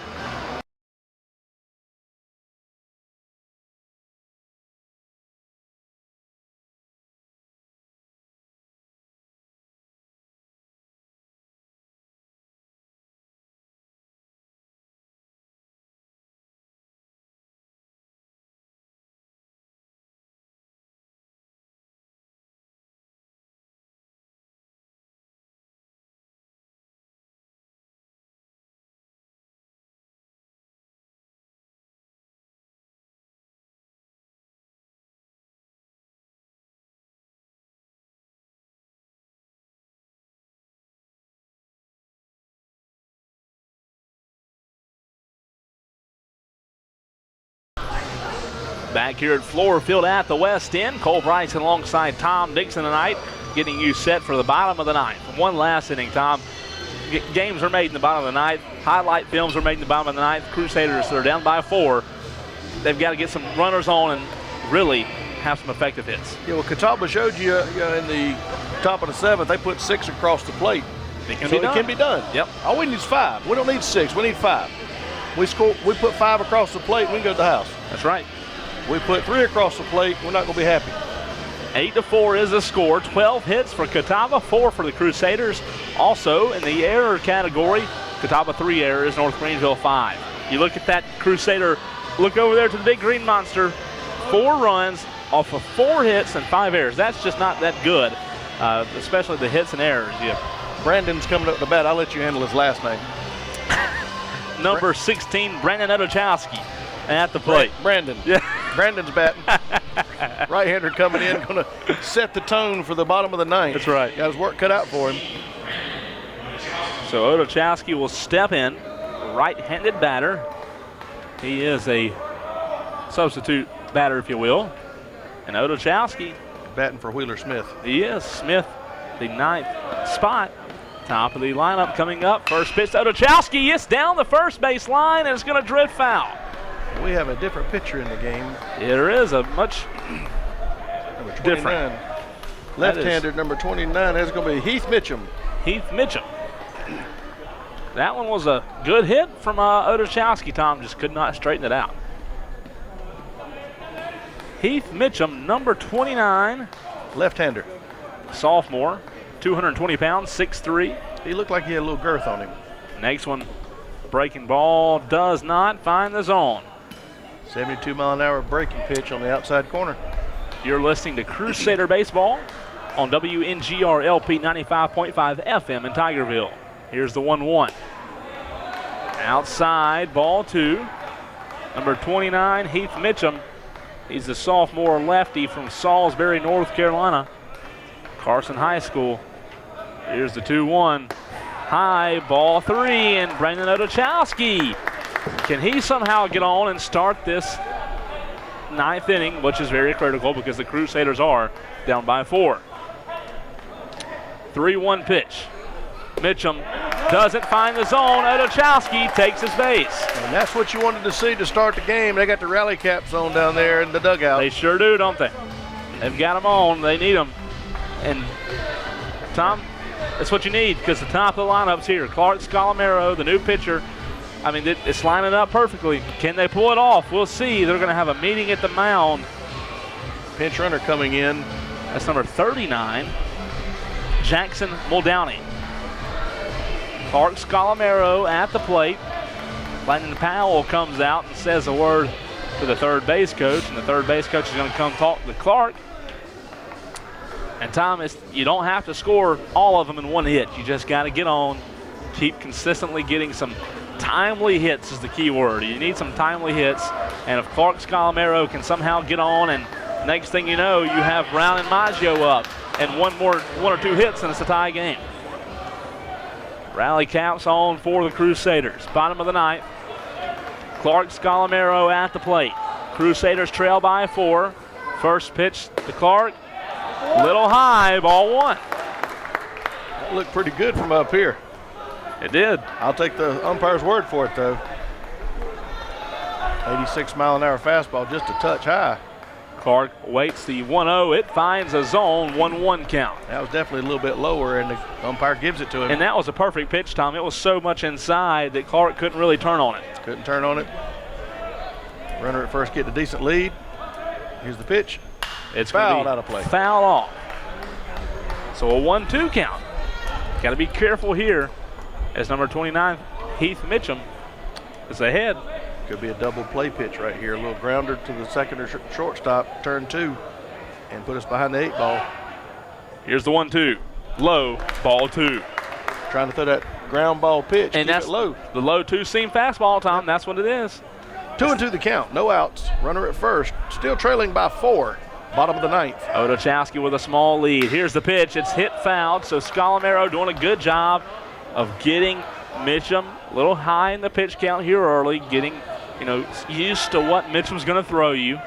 and see if you can't be patient and find the perfect hit. There's a huge gap. I mean, a huge gap between left field and center field. The center fielder, Haynes, playing a little right. Big gap there. Here's the 2-2, low, ball 3. Full count. Clark Scalamero has done a good job battling. Be nice to get the bases loaded and take one deep, tied up. Oh, man, are you kidding? This one swinging a bat. Clark Scalamero, full count. Payoff pitch from Heath Mitchum. Low, ball 4, and the Crusaders are in business. And here comes the coach for Catawba. He's not going to waste any time. Second visit, I believe we're going to go ahead and see the hook. Yep, right-hander coming in. So Heath Mitchum's night was short. Very short. I'm not going to say it was sweet, but it was short. It was short. I wish they'd keep him in for our sake, I'm telling you.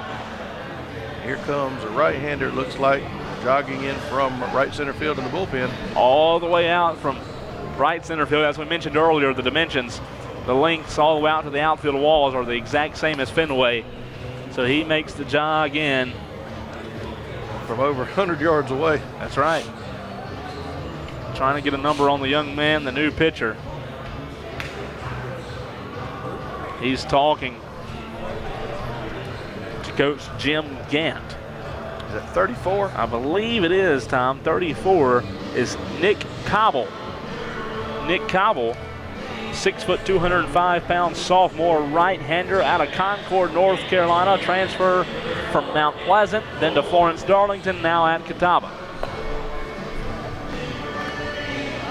So Nick Cobble is your new pitcher for the Indians. Cobble's a good pitcher, Tom, but I hope he doesn't have the stuff tonight because the Crusaders are down by 4. They have 2 on, no outs. Mitchum was not throwing strikes. That's the bottom line. He put 2 on. And if the Crusaders can somehow... Ryan Brown's going to be up. That's actually Nick Coble, not Cobble. Nick Coble. Coble. Either way, Ryan Brown's going to be up to bat to see if he can take Coble's ball deep. That's right. One Nick swing at a bat Coble. makes it a 1-run game. One swing, one big swing, will put it over the wall, make it a 1-run game. That would be absolutely huge, Tom. So Coble, it just depends. I mean, you're into the point of the game now where you have no idea. You've never seen Coble. You know, you don't know what he has. You got to go out there, and what you got to do, Tom, is you got to be patient and you got to be careful. You don't want to swing it and over pursue and get it behind the count or hit into a double play. And like you said, next thing you know, you're behind the 8 ball and you're fried ham. You have to come out here and be careful and really take it one pitch at a time. Well, here we go. No outs. Bottom of the 9th. 8-4. Catawba leads North Greenville. But North Greenville has runners on first and second, and we're at the top of our order with Ryan Brown at the plate. Number 3, right fielder, Ryan Brown. Lefty versus righty. The Columbia native digs in, 2 runners on, as you mentioned, Tom, no outs. Coble throws, strike 1. Well, inside fastball, 83 miles an hour, which is not really fast compared to what we've been seeing. Crowd not happy about that call there. Brown needs to turn on one real quick. Nick Coble's next one's hit. That was Center field. It's floating to left field.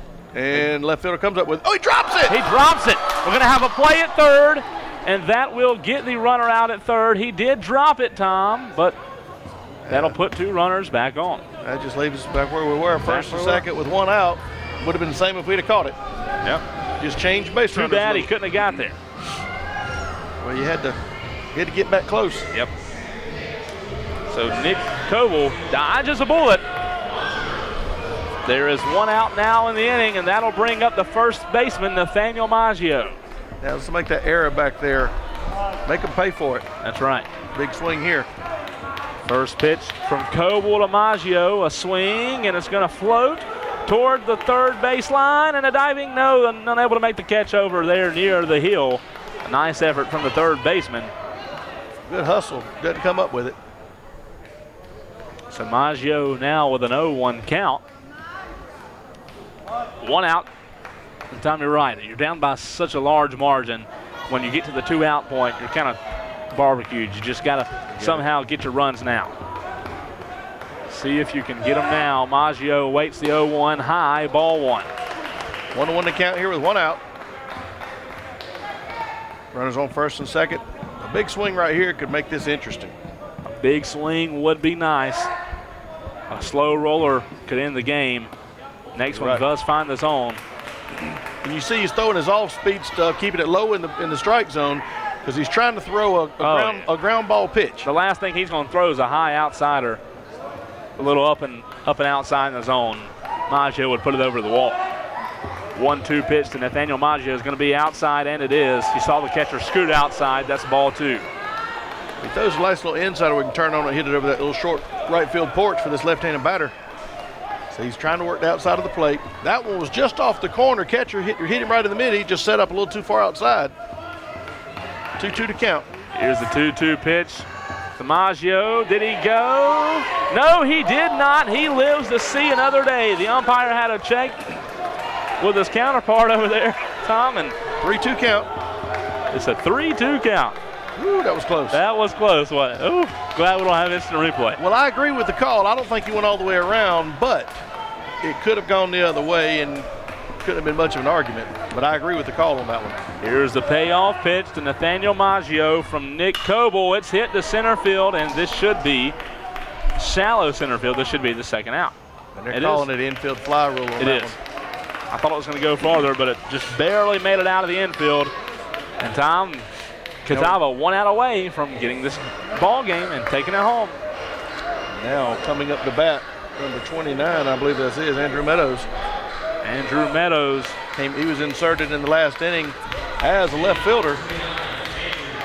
He stands as a lefty in the batter's box, 2 outs.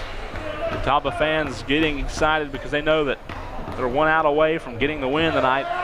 Here's the first pitch. Swung on, hit, left field, going, and it goes out of play.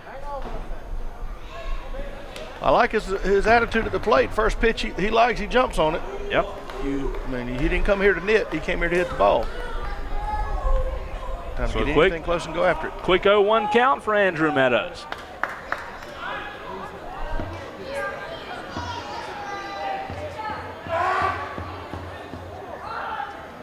Next one does not find the zone. 1-1 count.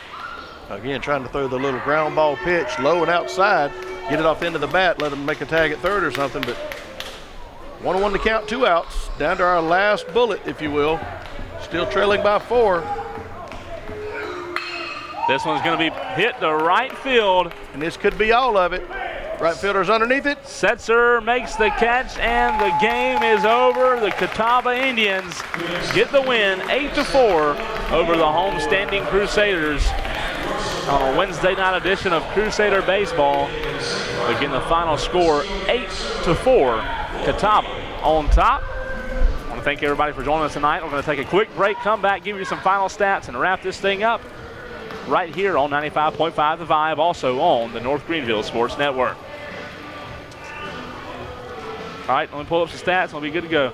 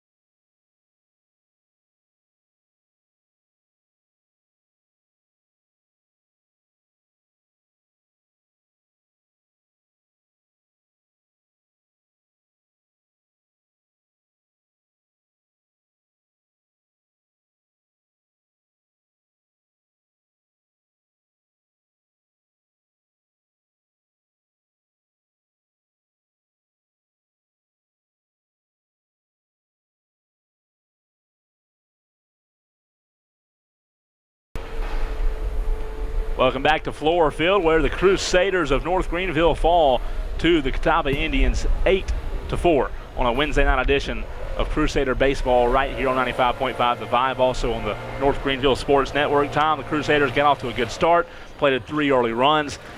A bad inning in the 7th inning. 6th they got 2 across, did Catawba on a 2-run blast, but the 7th inning the dam broke and the water came out and flooded, and North Greenville can never get back up. They couldn't get the momentum back to their side, and you're right. The dam burst and flooded it, and North Greenville come on the short end of an 8-4 game tonight, with Catawba coming to town and stealing one. Quick stats, or the full stats will be available shortly, but some quick stats. Tom, 11 ground outs for North Greenville, 7 fly outs. We did reach on 2 errors, but you look at the error total, we had a lot of errors, and we only had 4 base hits, and you wonder if North Greenville could have started off a little bit better and played some more early runs. It might have been a different tale. I'm telling you, Catawba had a very good 7th inning, as we mentioned, and North Greenville had some costly errors, as did Catawba, but North Greenville did have more. Looking at the next upcoming games for North Greenville, they will host Barton this coming weekend. They'll start at 3 on Friday, and then they'll start at 12 on Saturday. So they will host Barton this coming weekend at home over in Tigerville, South Carolina. I want to thank everybody for joining us tonight, and it should be a good weekend series this weekend. The Catawba Indians, they play host to Brevard. They will host Brevard this weekend as North Greenville hosts Barton. So the SAC conference wrapping up as Catawba is in first place in the SAC. North Greenville trying to gain ground on Mount Olive and the others here in the Conference Carolinas. So they'll have a chance to do that this coming weekend as they host Barton, and then the Conference Carolinas tournament starts on April 27th, and then the NCAA Southeast Regionals, that starts on May 14th. So, Tom, in order for them to get an at-large bid, just in case they don't win the postseason tournament, they've got to finish strong with a sweep this weekend. That'd be huge. Yeah, they got to try to right the ship here, go in there and get the weekend, make it a positive one, go into the postseason with some good momentum and take care of business. I want to thank everybody for joining us again tonight. Whether you were listening on WNGR LP 95.5 FM in Tigerville or watching on the North Greenville Sports Network, we're glad you're with us. One more time, the final score: North Greenville 4, Catawba 8. For Tom Dixon, I'm Cole Bryson. You listen to Every Minute right here on 95.5 The Vibe and watched Every Minute on the North Greenville Sports Network. Thank you for joining us, and we'll see you next time. And until then, God bless.